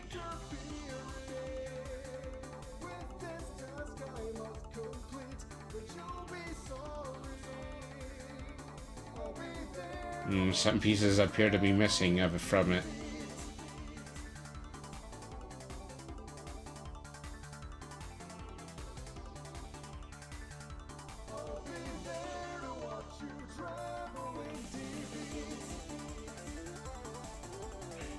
Even though the upper jaw and the lower jaws, nah, forget it. I need to delete this for now.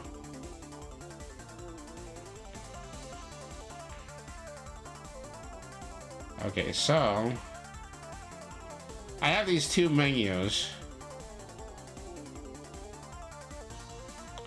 It's a very Pete Puma face.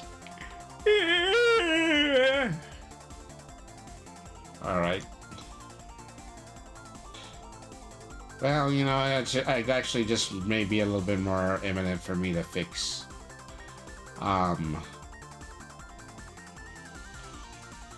the body goes down. Okay, so we need to move the upper jaw, the lower jaw, the tongue, and the mouth. They need to be going down now.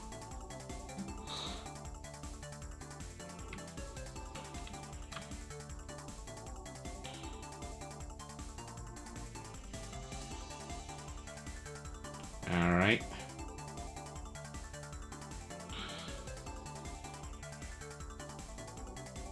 Yeah, I also know that the eyeballs are quite askew at the moment. They most of them, they just need to be lowered. They are still in the basics area. Okay, so okay, these are supposed to be the eyeballs facing up.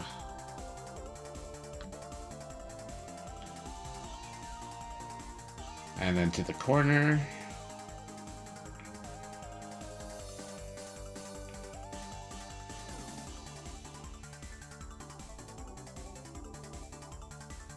Alright.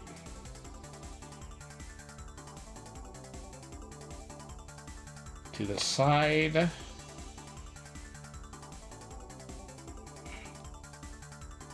To the side corner.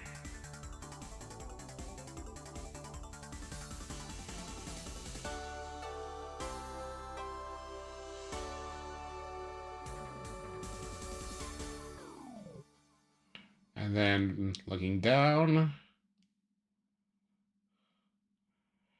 And then this was supposed to be looking to the bottom left corner. And then this one is supposed to be looking directly to the left. Alright.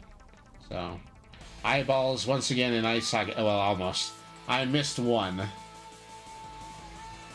Alright. Let's see.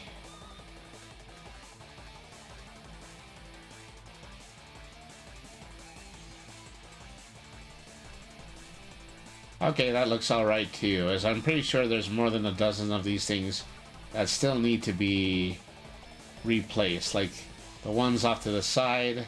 I'm also going to need to pretty significantly move where the mouth is right there. Okay, but like I said, it's a little bit dull that I would just spend all this time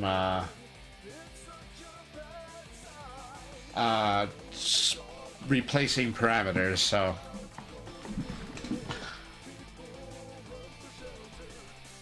You know, and this is what one of these projects becomes just after a while. It's just a matter of, you know, adding new elements to it and then making sure all the elements work together again. It's a lot of check and respond.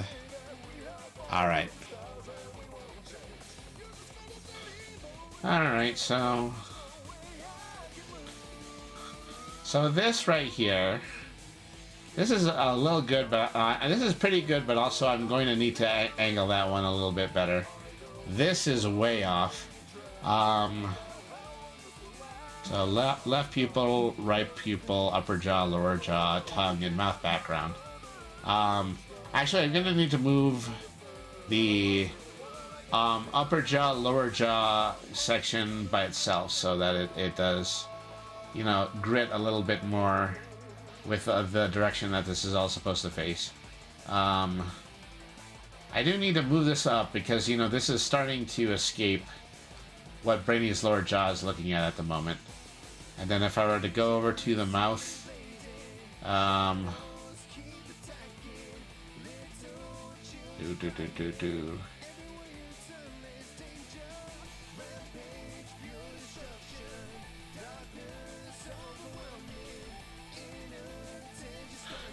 Yeah, what happened to my mouth open? I knew that was something that I created. You know, actually, now that I've opened the mouth, I'm probably going to need to move all that again. So, you know, mouth open, mouth shut, mouth open, mouth shut, mouth open. You know, angle this so it does, you know, look a little bit like it's mostly attached to his just like that. All right.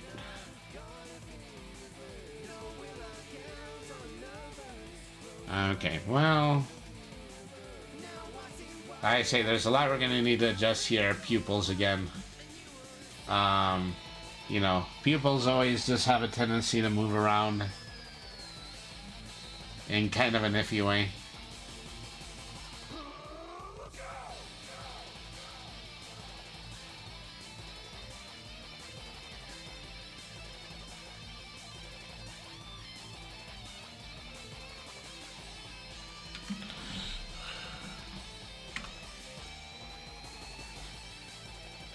Ooh, I'm accidentally moving the eye white.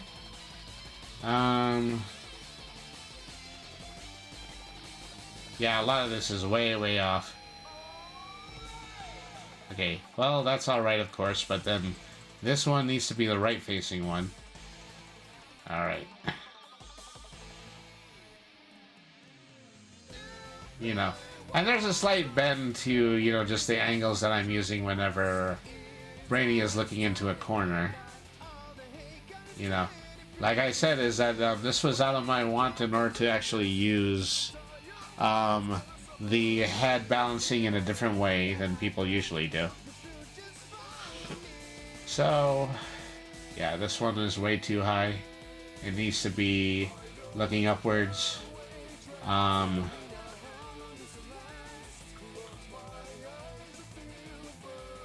Okay, this needs to be looking up.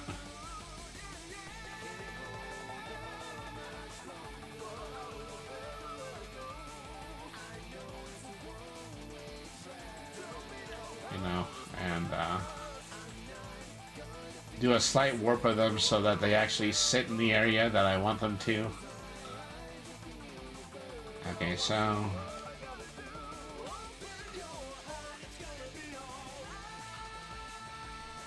you know, looking upwards, and in the corner.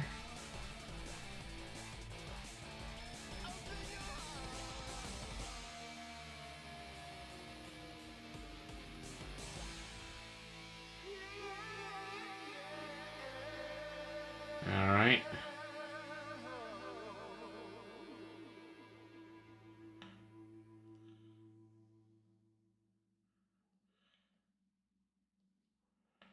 So yeah, that has to be the side-facing one. That kind of threw me off a little bit. And then of course this one has to be the lower corner. All right. Darkness falls in the midnight hour. So The dead thrive once more in the moonlight's power. This evil presence, yeah, this is off. so clear, a cursed aura of suffering and All right. so near, in a place where survival is fractional. So this is going to be facing down. Land one would have to be so radical, and only when you conquer a land so scary can you be known. history as legendary. Okay, that seems to be look pretty good. Okay. So one thing I do have to check, you know, the body area here because it looks like I did change some parameters. You know, that looks a little bit on the low side. So yeah, I'm gonna have to do the upper quarters too. There's no way around that.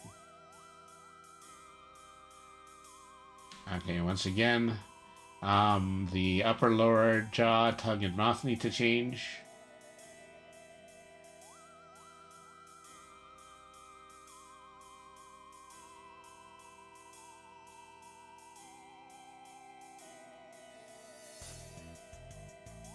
All right. See how that affects the mouth again.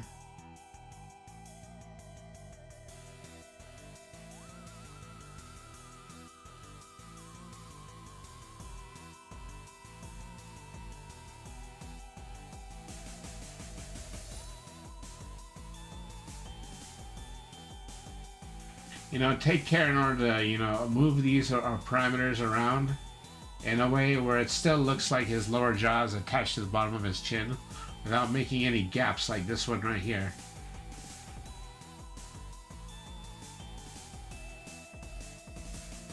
Alright.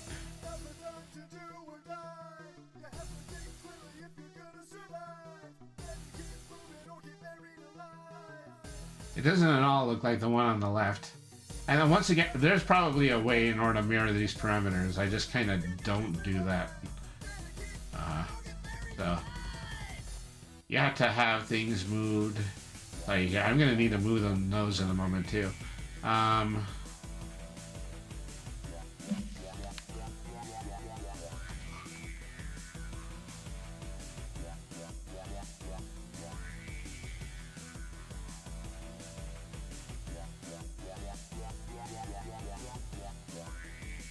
Yeah, a little bit more like that.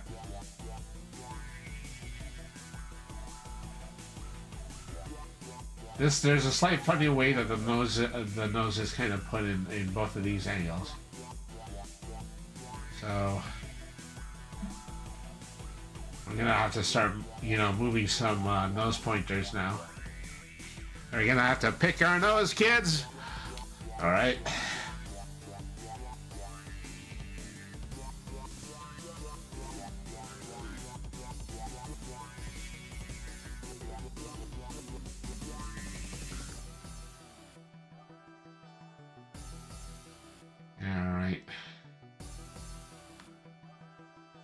I had the hardest time with the zoom on this because it's really just zoom around the mouse point, which is probably not the most fluid way I like to do that sort of maneuver. Okay. Then I need to make an enormous change to the eyes here.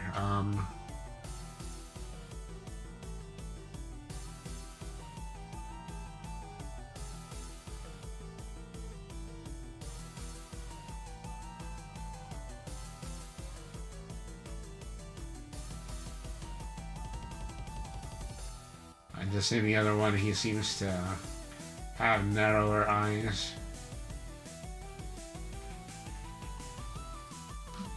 A little bit thinner.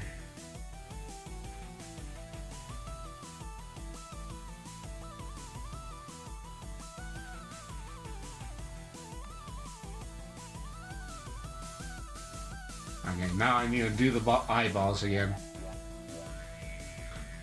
So, I think people are seeing me go over a lot of parameters multiple times, but I don't know. It's just I feel as though if I do this as a shortcut, then I am removing myself of something. You know, make sure everything looks the way that it is supposed to. Okay. Wow, these are off a lot right now. This is actually supposed to be the lower left corner. Alright.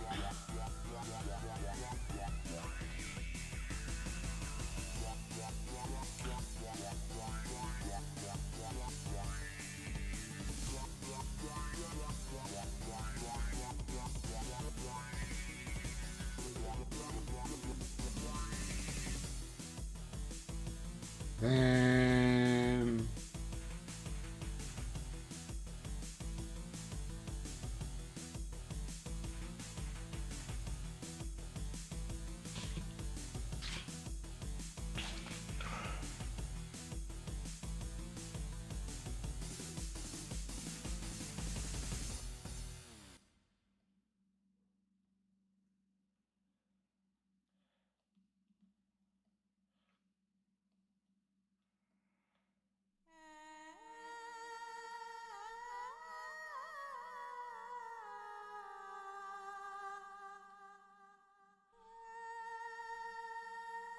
You know, there's a part of me that is actually thinking about making an eyeball Z and then just kind of using it to exaggerate the motion of the center of his eyes a lot, because he's a cartoon character. He can do eye pops.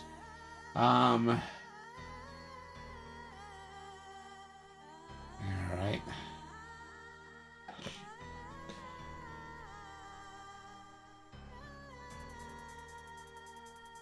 Wow, look at that. Brainy done gone completely wall-eyed. I knew it was going to happen eventually. All right.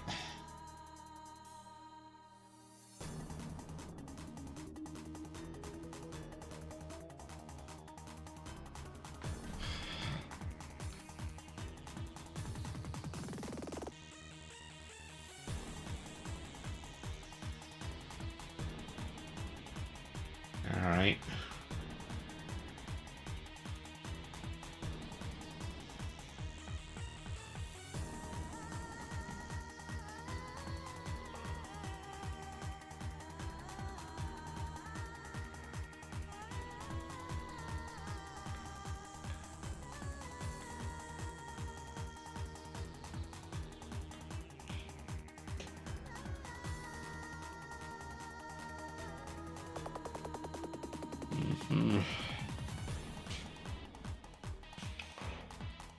All right, a little bit up here. You know, there's a phrase I often use, a little bit of this, a little bit of that. I got it from Jammer Lammy.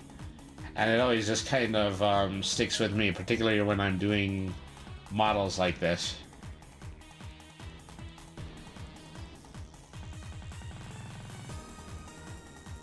A little bit of this, a little bit of that. Oh, actually, these are supposed to be the corner eyes.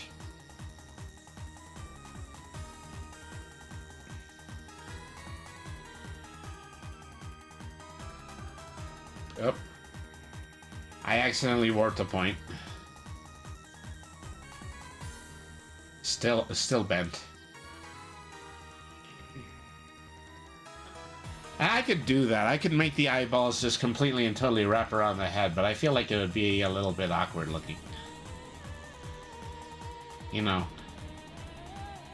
There's no one way to animate something.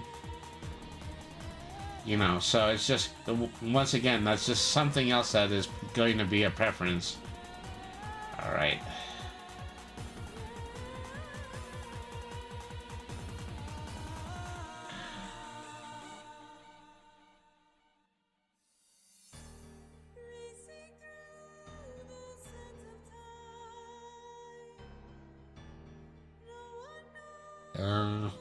This is a bit of a hard one to do, as I think I'm actually going to have to separate the pupils for once.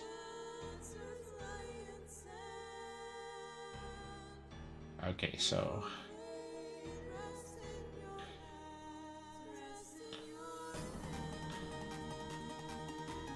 Boy, this got huge.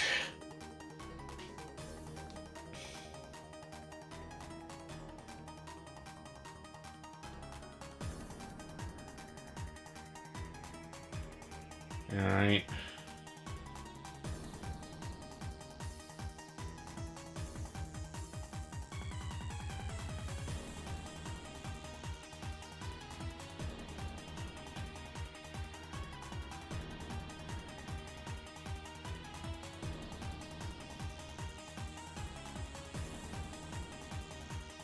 Alright.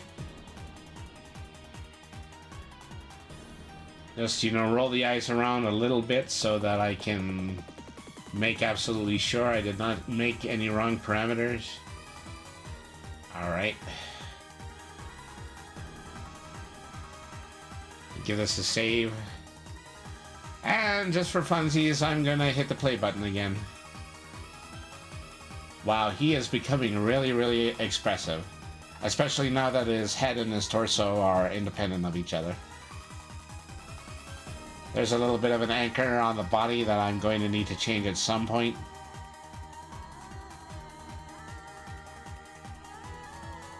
Pretty good looking.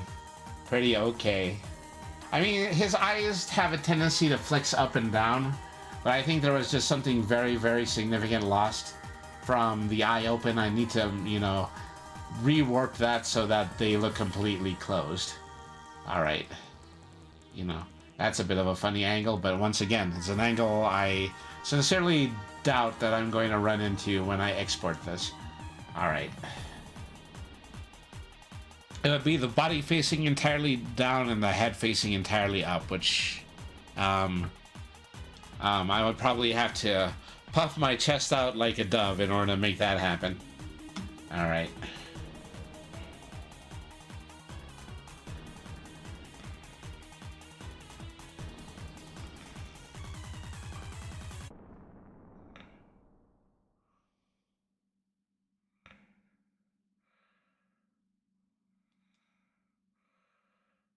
Okay, well, where are we? We're at the 2-hour mark. I think I'm gonna go for 1 more hour and then call it a stream. Is that works is works is works. You know, anything that I can potentially add to this is a boon. I assume at some point I was gonna do something else, maybe another doodle through Clip Studio Paint, but now I don't think I'm gonna do that. I'm just gonna continue to work on this. All right. See, what else do we got?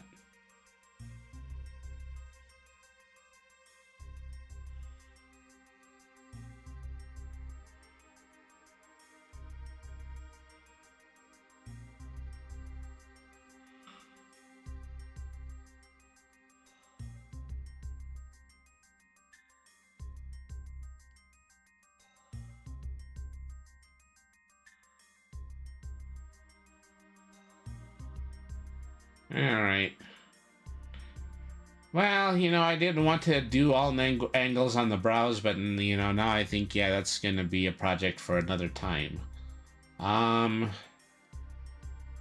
You know, so there seems to be parameters missing from I, L, and R. Okay, well.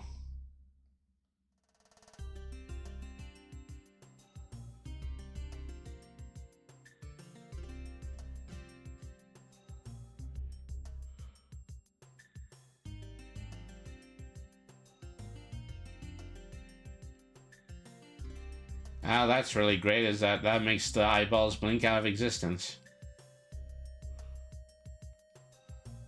Okay, so we're gonna start manipulating anchor points like crazy, because we're just going to be making the pupils into very flat sections. Okay, so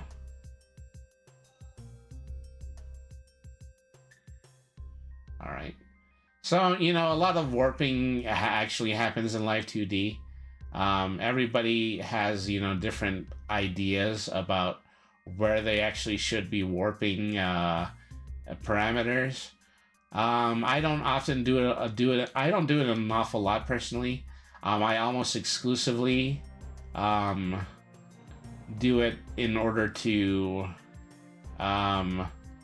make objects flatten, as I most often do it when I'm making a character blink.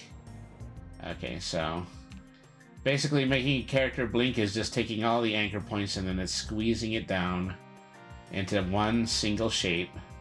You know, you hope it's gonna look like the flat of an eye. You know, something like that isn't bad, but I also want it to be a little bit wider, so I'm gonna need to take a lot of these here off to the side.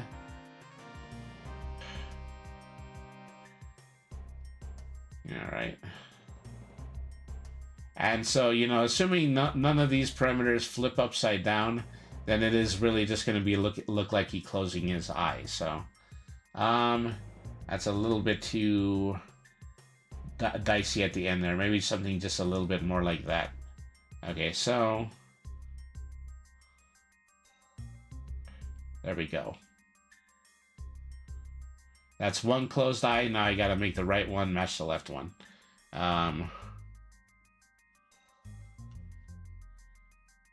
You know, it's a matter of, you know, taking all the anchor points down the exact same way I did before, but then also making sure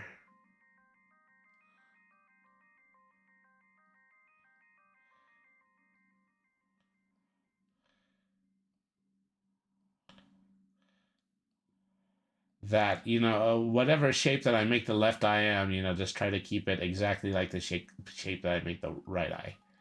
Okay.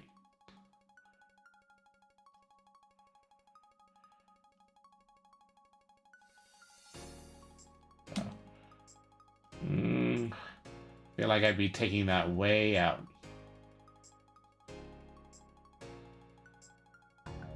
And once again, you know, it would really just be a lot easier if I were to,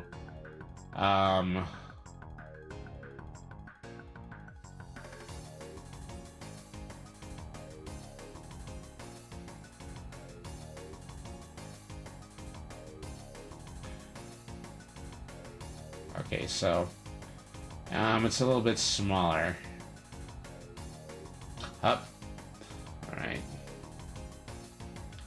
So I'm sure people are, you know, who watch this see me as a person who's doing an enormous amount of manual, individualized changes that I don't have to, but like I said, is that I really do enjoy the stuff. I enjoy the prospect of just having absolutely everything work within its limitations. You know, have every single little detail plotted. Uh-oh. I think I made a mistake. Can you see what mistake that I made?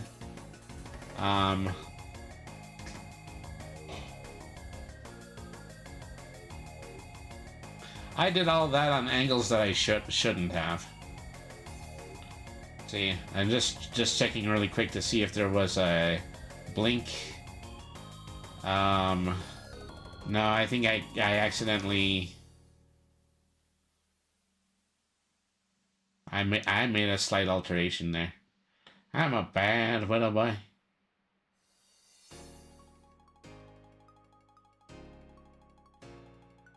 Don't tell me I deleted parameters for the eyes. I think I did. Okay, I'm going into redos now.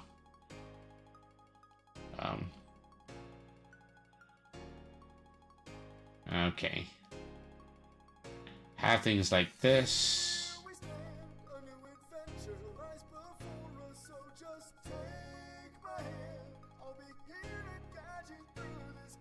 I mean, if I did only use one parameter, it actually might be a good thing in the sense that, I'm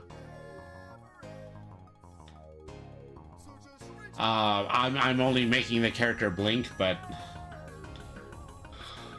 So, what I needed to see is that I think there are parameters for both of these on both of the angles, so I need to delete some of them. Take the right pupil out of the right socket. Only be working with the left pupil on this side.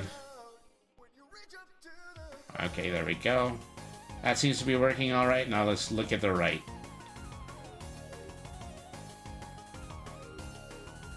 Yeah, well, there's left pupil here. Here's parameters here. I need to delete them. Okay, then right pupil.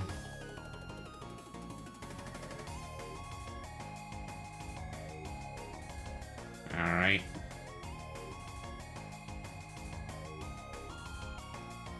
Okay, so let's go ahead and let's give this a save, and then let's give this another test.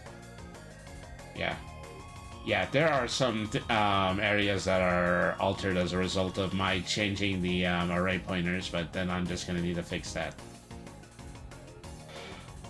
Okay, so...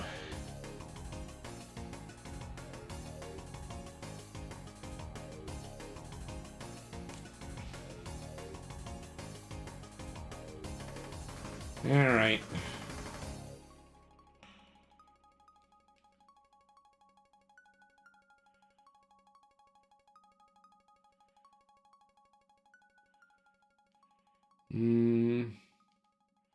Okay, I think it has to do with this very sharp head angle right here. Alright.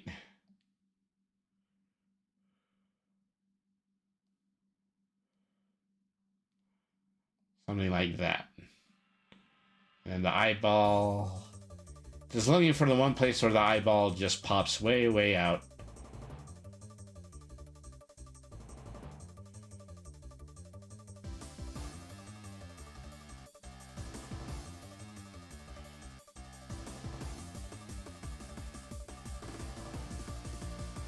No.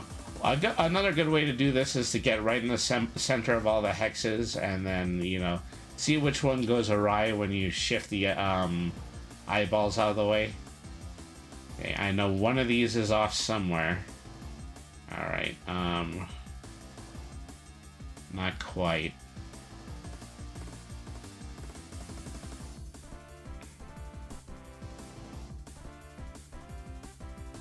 Okay, this is the third quadrant. I only have one more quadrant to check. You know.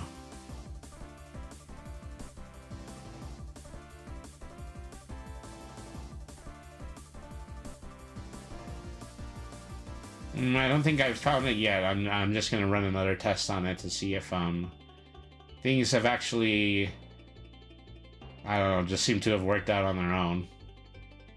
Alright. You know. So making the Live2D with head and body separation, it's as I said previously, it's a little bit hard for me to consider. You know, just taking a very close look at the eyeball parameter and the head angle, because if there's still one of those where the eyeball is on the wrong coordinate, then it's really just going to mess up a lot of the eye condition. All right.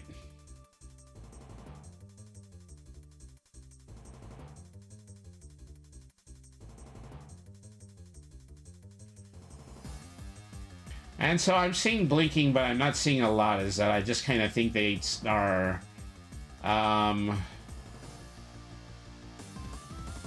because blinking on this model is only 2 parameters, open and closed. They're probably squeezing down a lot on the middle of the parameter for eye open. Okay, well actually I think I might be missing something. Well, I was looking at the left pupil, I was looking at the right pupil. If I highlight both, then I get both, but then I get a yellow because one of them is on one perimeter, the other was on the other perimeter. Okay, that works. Alright, you know.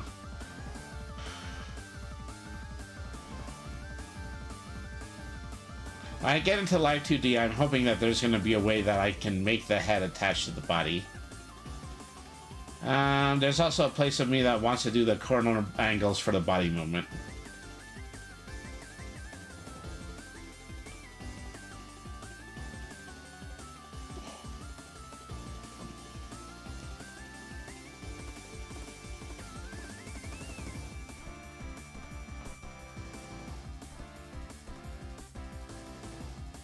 Yeah, there's a lot I'm probably going to need to do with the pelvis. Alright.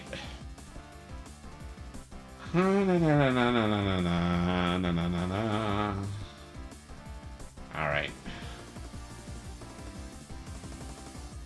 I don't even begin to start thinking about the,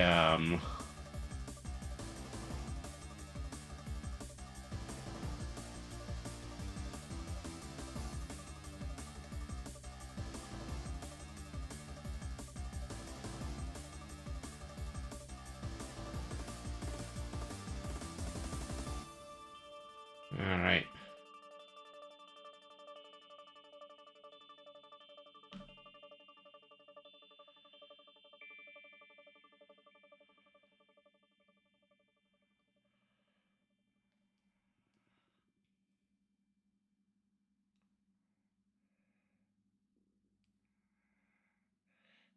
It feels a little bit strange that, Brainy's hat just kind of seems to quadruple in size when I put it at this angle.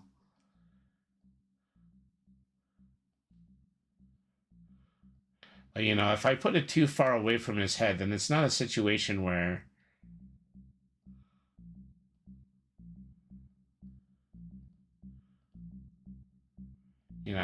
still just trying to figure out what this basically is going to look like. And at all times, I have to have it cover his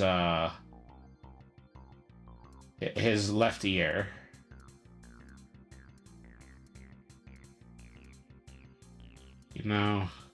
Maybe a little bit like that. It still leaves very little of the head to the imagination, but all right.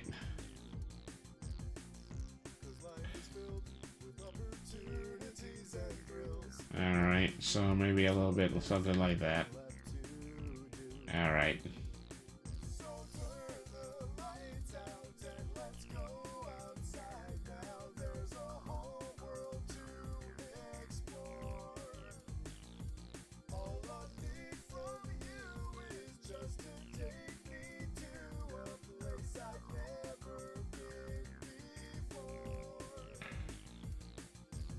Remove the face mask here. Just make sure that when this is angled to the left and to the right. Okay, the head is kind of obeying that a little bit. On the left side of his body, not so much the right. So, if I move it there, is that a little bit better? Yeah, I think so. Alright.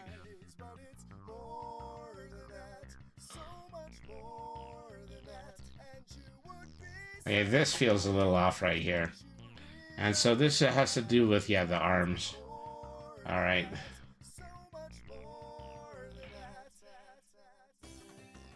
Maybe if I can put this on both sides of the same parameter. Make things a little bit more bent that way.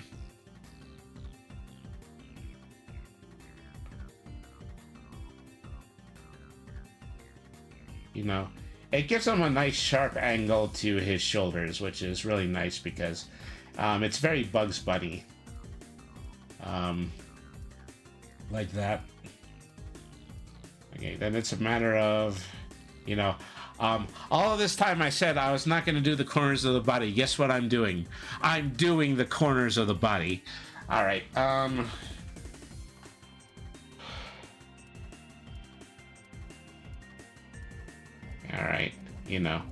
But, like I said, it gives him this little bit of this high shoulder action, which is really attractive.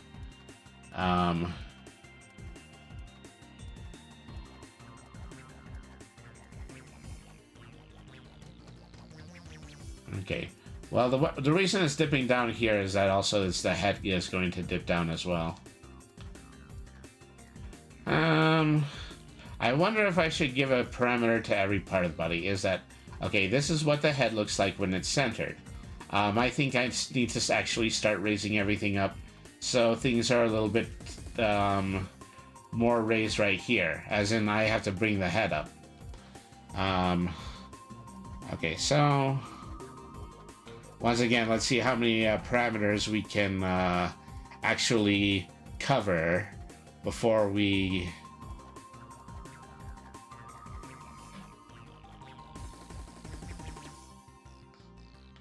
before we get to move before we have to move everything again.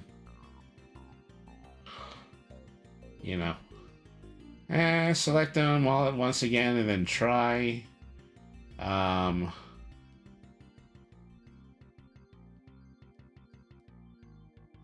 hang on a second. I don't know why I'm also doing a body part here. Nope. I wonder if this means that not everything is on this parameter.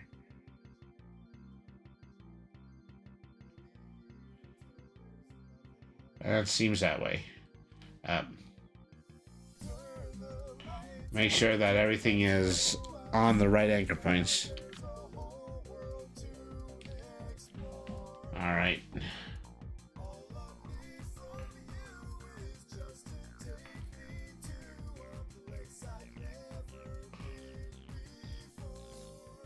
Still seems a lot like it all works with each other. See, and now I almost just don't have the heart in order to move everything again.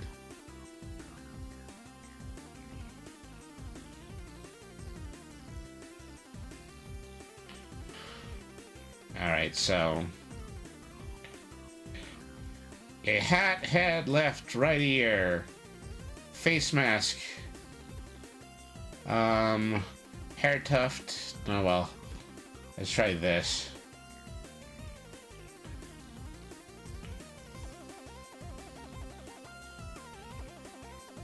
Alright. See what I can actually get away with moving in this section. Alright.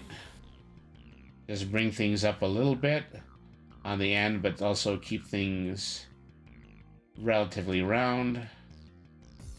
Okay, then... nose, upper jaw, lower jaw, and no, actually, I think I moved that. Left pupil, right pupil. Eye white. Left and right eyebrow, even though the eyebrows are way out of sync. Uh-huh.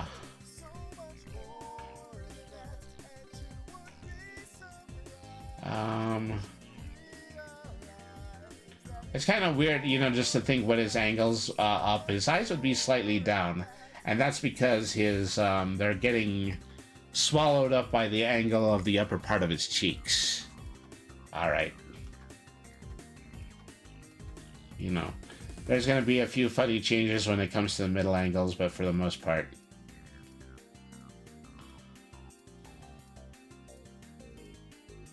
I don't think his head actually moved at all. That's a shame.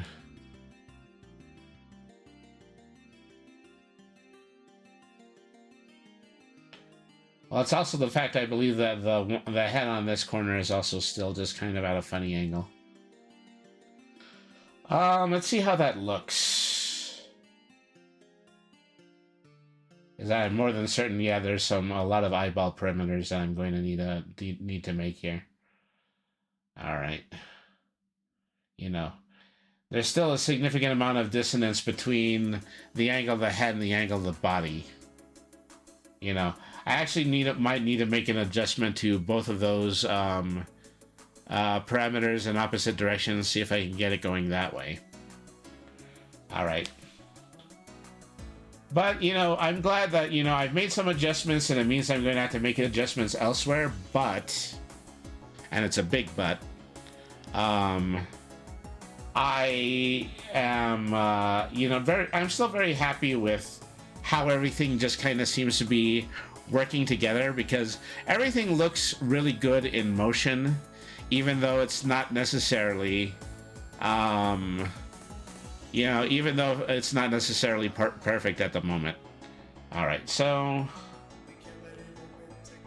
what I'm going to do is I'm going to save, and then I'm going to reopen this because I just want to center all the anchor points again. I'm pretty sure that there's a button for that too. All right, so... okay, so once again, I need to work on making some... I'm gonna try to make the warp parameter again. Is that everything is relatively in the position that I want it to be. I can try to see if I can just make that general bounciness. Alright. Okay. So, at this point, I need one of these benders. I need one on the head, and I need one on the body. So, head, warp deformer of head, create. Okay, there it is, as just a single element. Okay, and then body, create a new one of these, warp deformer of body. All right, create that. Okay, so I'm currently operating on the belief that I need to separate it in this little deformer section as well. So let's see. I just take this for the time being, and I start to use it to separate the. Oh, I can't actually do that. I need to take parameters, and I need to make sure that they are in their correctly inside of their respective deformers. So I'm going to copy everything that's on the body, and then I'm going to put it inside the body folder, and then I'm going to take everything in the head and put it in the warp deformer of head. All right. Okay, well, I was accidentally selecting the folders. That could get confusing for the program after a while. All right.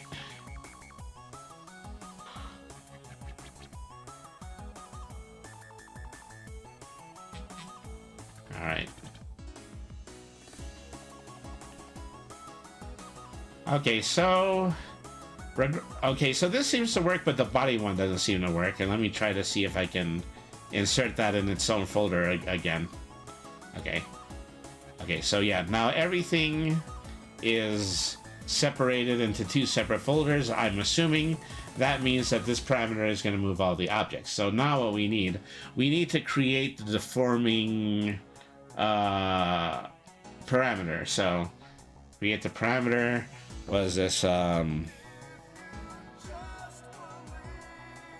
bounce x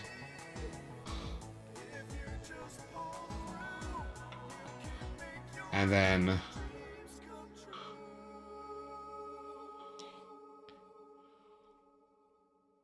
create a second one, bounce y. All right, so both of these, the warp deformer of the head and the warp deformer of the body, need to be on bounce X and bounce Y. All right.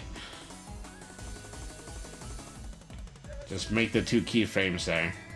And then here on Y, yeah, make the two keyframes again. All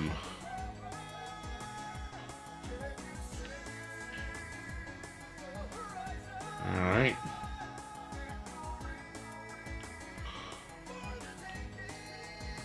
So they wanted to make this into like another 9-point parameter. There's just kind of starting to be a lot of those in this model. Okay, well, okay, whoops, I made a mistake.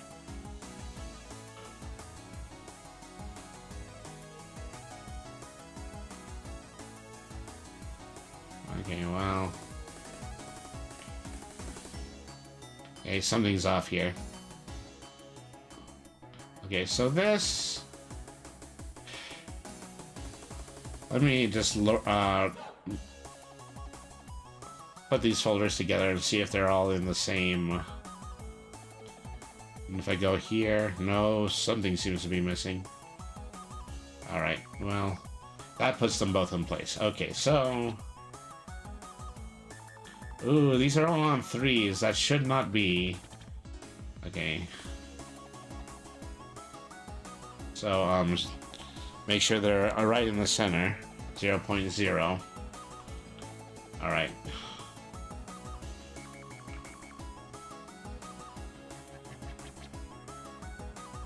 Make sure I'm not accidentally doubling up on,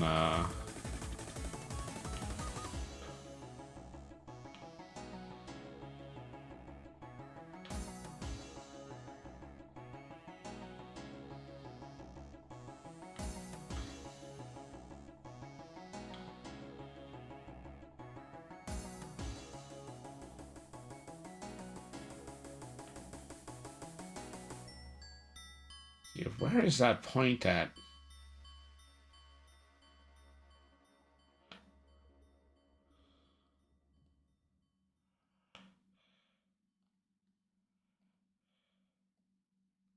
Okay, well, I'm going to operate on the assumption that they're on 0s. All right.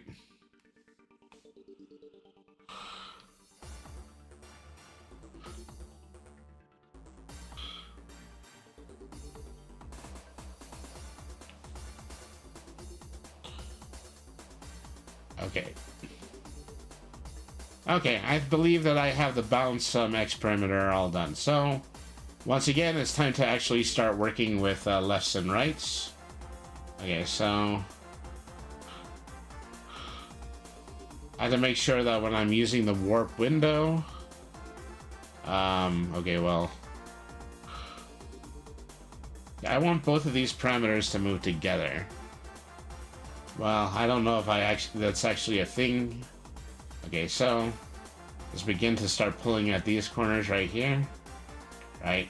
And so we're just creating a bounce that's going to the left. I only seem to be moving the head.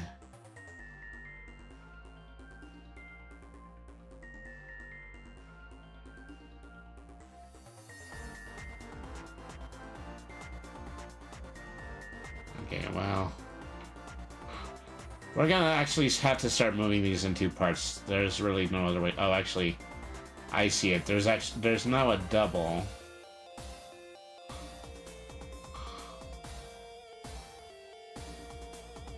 You know, just a... Alright. So... something doesn't feel like it's connected.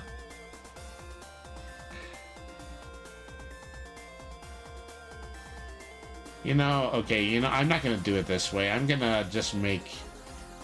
I'm just gonna make one for both.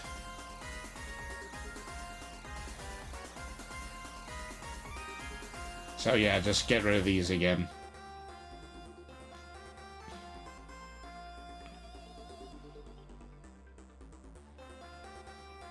Alright. Oodie-doodie-doo. And I'm just going to make one giant one for the Brainy folder. Alright. Warp Deformer of Brainy. That's a little bit better. So now I'm quite literally just moving everything inside of one folder. Okay, so...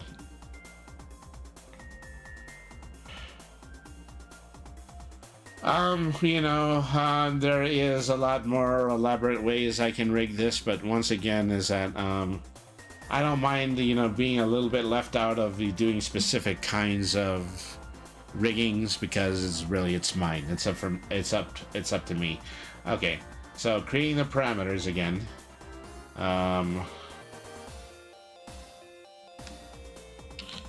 Well, this is bounce X.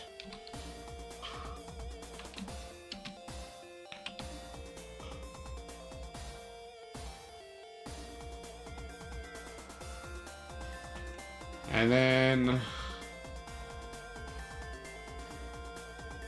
you know, in the event that, you know, this ends up looking like it's a little bit on the flat side, it's perfectly fine because I'm actually trying to give the illusion that I am a 2D character.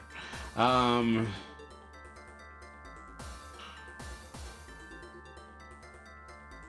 I should not have done that.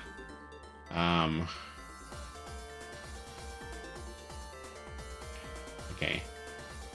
I'm actually going to need threes. Okay, so then create another parameter, bounce Y.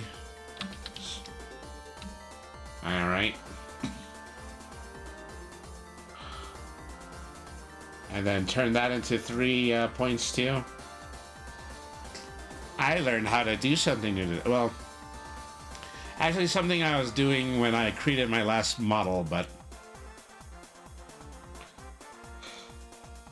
alright, so the other question is that if I move this in this direction, am I going to need to redo it for every angle in the body and the eyeballs, etc.? But, well, we shall see.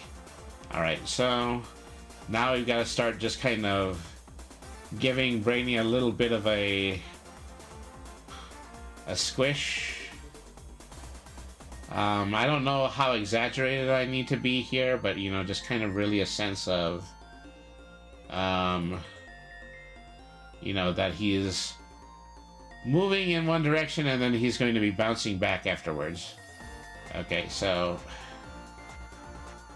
say I don't think I want it to be too exaggerated, even though this is a cartoon. Yeah, just a little bit like that. So we're going from center to here. It feels strange that it doesn't seem. I don't really see the eyes following this. Even though the eyes are in the folder. The eyes do not have it, it appears. Alright, so, you know, left on X. And then, you know, once again, you know, create that sense of wiggling left and wiggling right. There's something funny about the way that the mask is configured, you know.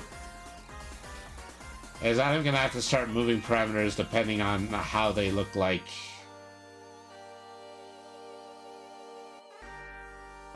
Inside of the deformer. Okay, now we have to do up and down. Alright, so, you know, having him just kind of go slightly sprawling like that, it's very cartoon. Alright.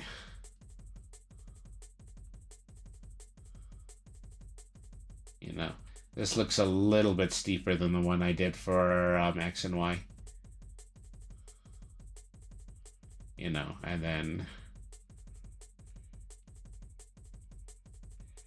Uh-oh. Okay.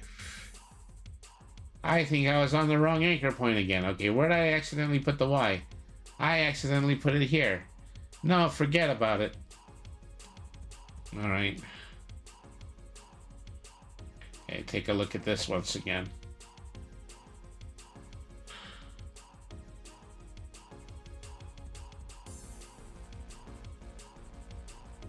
Okay, yeah, that was another thing I did. One of those left side stretches I actually did on the accidentally did on the Y parameter.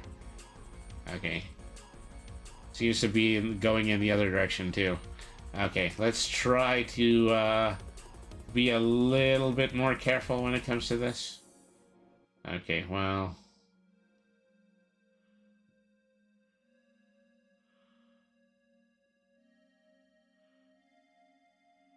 I hope I didn't permanently warp something. Ah, well. Okay, so 0, and then... Yeah. Am I thinking about this wrong? Should I just kind of be stretching the other side as well? I don't want him to, like, invert himself slightly every time he's moving in a direction. Okay, so... Here. Okay, so... Make sure nothing is here. Well, no. Okay. Shucks, well... I'm going to make it again, because I'm still not quite pinpointing how to get the perimeter to work. Alright, so... Alright, so, once again, creating the root for all of Brainy. Alright. Okay. Then I'm creating the two parameters. Okay. Are there two angles, X's and Y's? I don't... This one doesn't seem to have anything on it, so I'm gonna delete it. Starting to see a lot of funny things here. I don't know why there's a folder here now.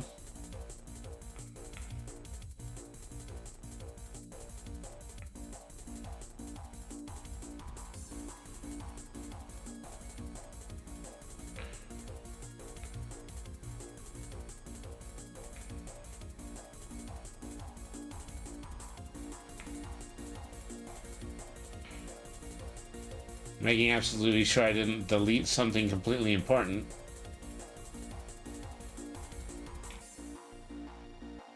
Alright, so... no, I'm gonna have to revert again. Okay, well...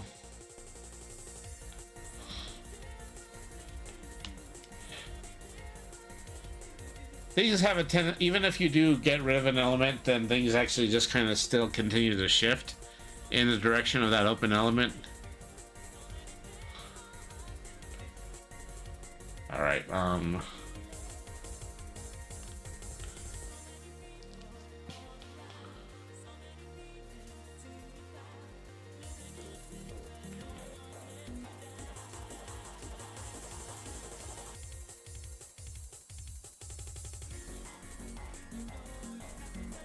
Okay.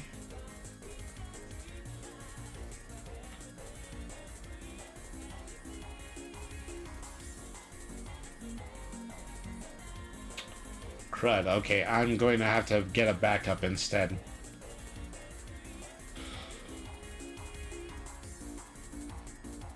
Okay, well, instead of, you know, doing things the way I did before, I'm gonna start deleting anchor points. Yeah, you know, it was a mistake for me trying to work with the 3-pack.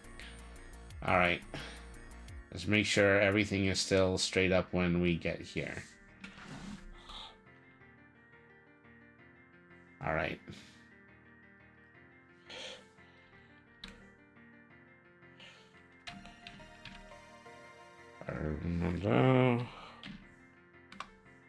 All right.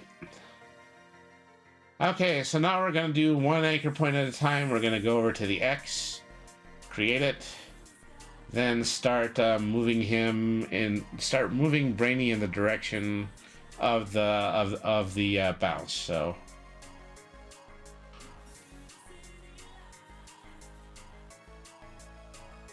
You know. See, because I believe that the eyes are in a completely separate layer, and that's why they have a tendency to move forward in that very funny way. All right, let's get that. You know, and so this is going to be a limited effect that is going to be mostly guided by a pendulum. Okay, moving to the left, create the other one, move it to the right.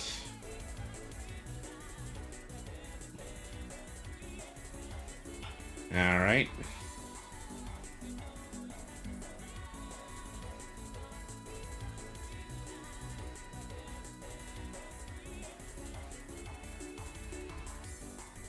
So yeah, we're just seeing just a little bit of a jiggle right here. Jiggle, jiggle. All right.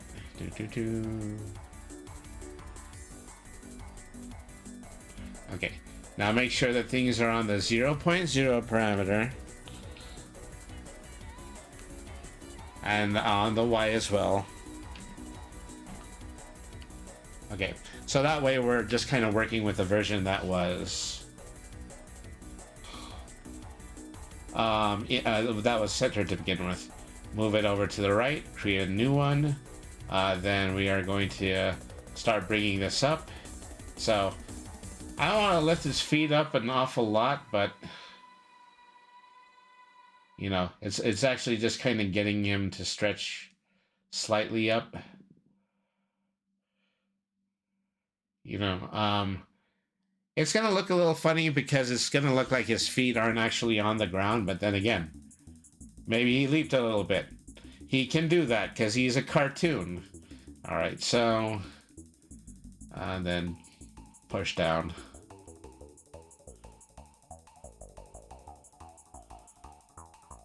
Okay, so here we got, you know, just a little bit of a movement along here.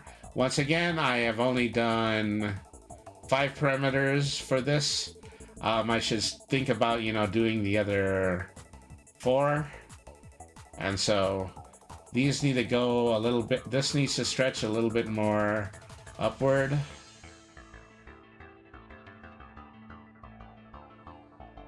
You know, only time will tell how funny this looks when I actually add the physics to it. But you know,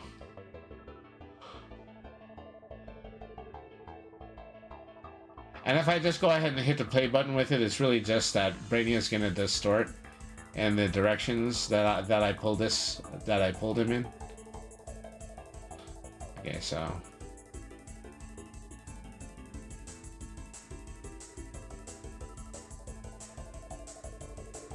Just, you know, moving them across on the single plane like that. Alright.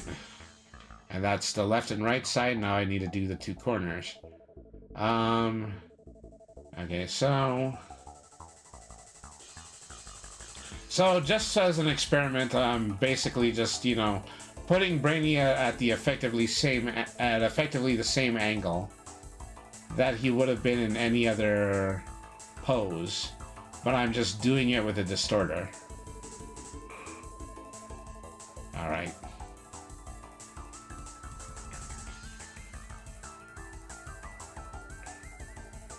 I especially like the up and the down. That's really good looking. All right.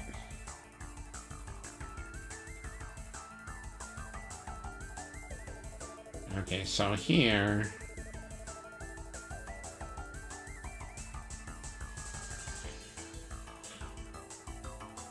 All right.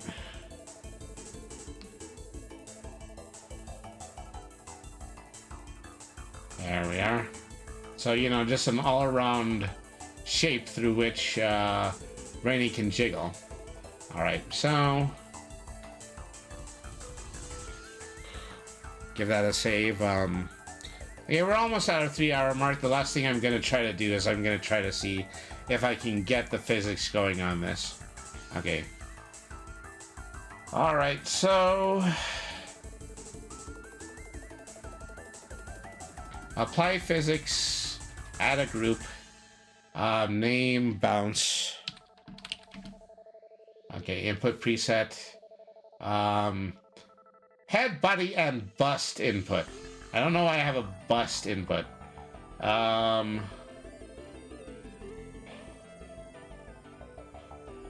I guess it's a template for actually creating moving female breasts. Okay, well, let me just hit OK on this one. Okay, and so I need to put parameters into this.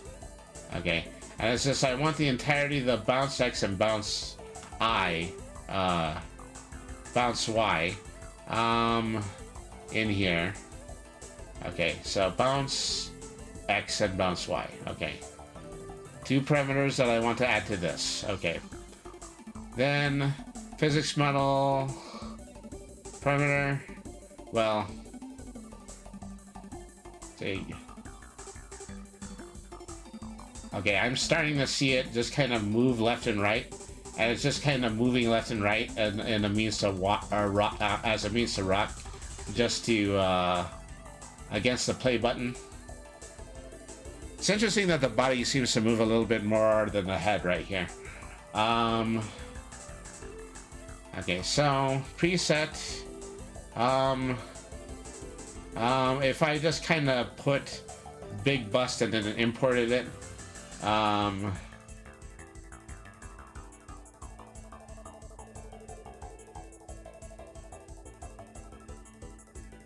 doesn't seem to be doing anything. Okay, so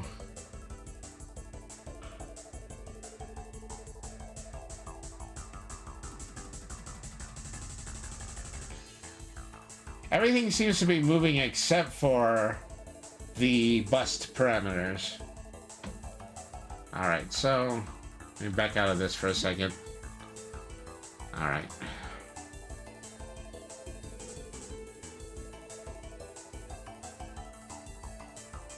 I have effective positioners.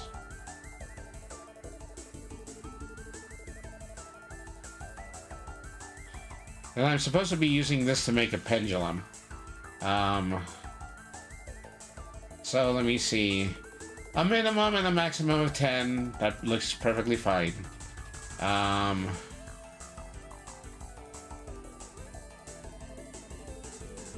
Okay. Let me undo that. Okay. Well, I think it's time for me to turn the music off and then go right back to looking at, go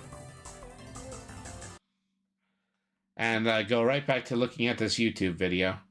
All right. I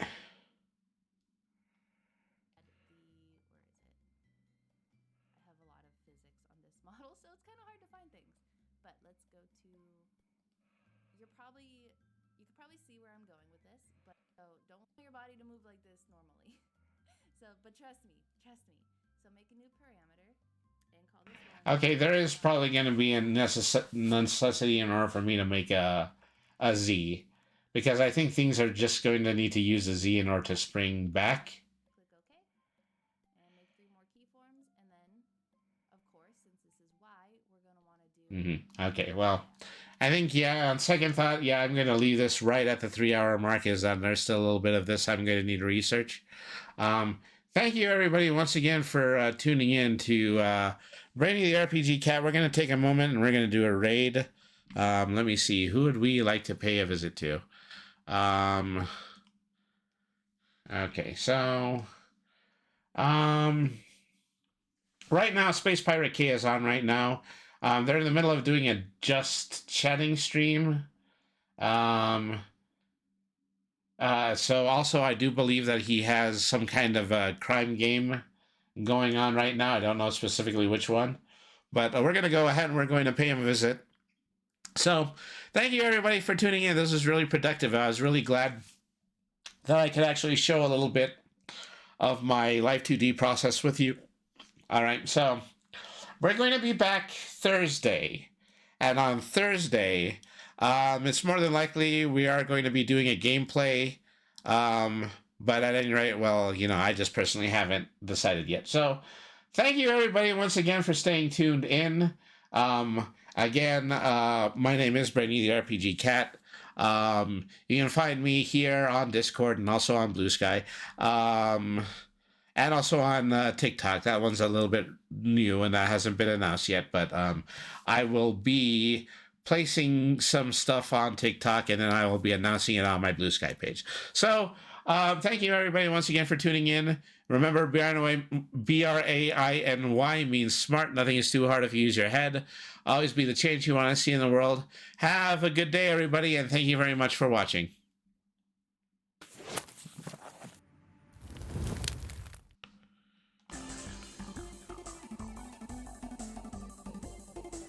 Roar.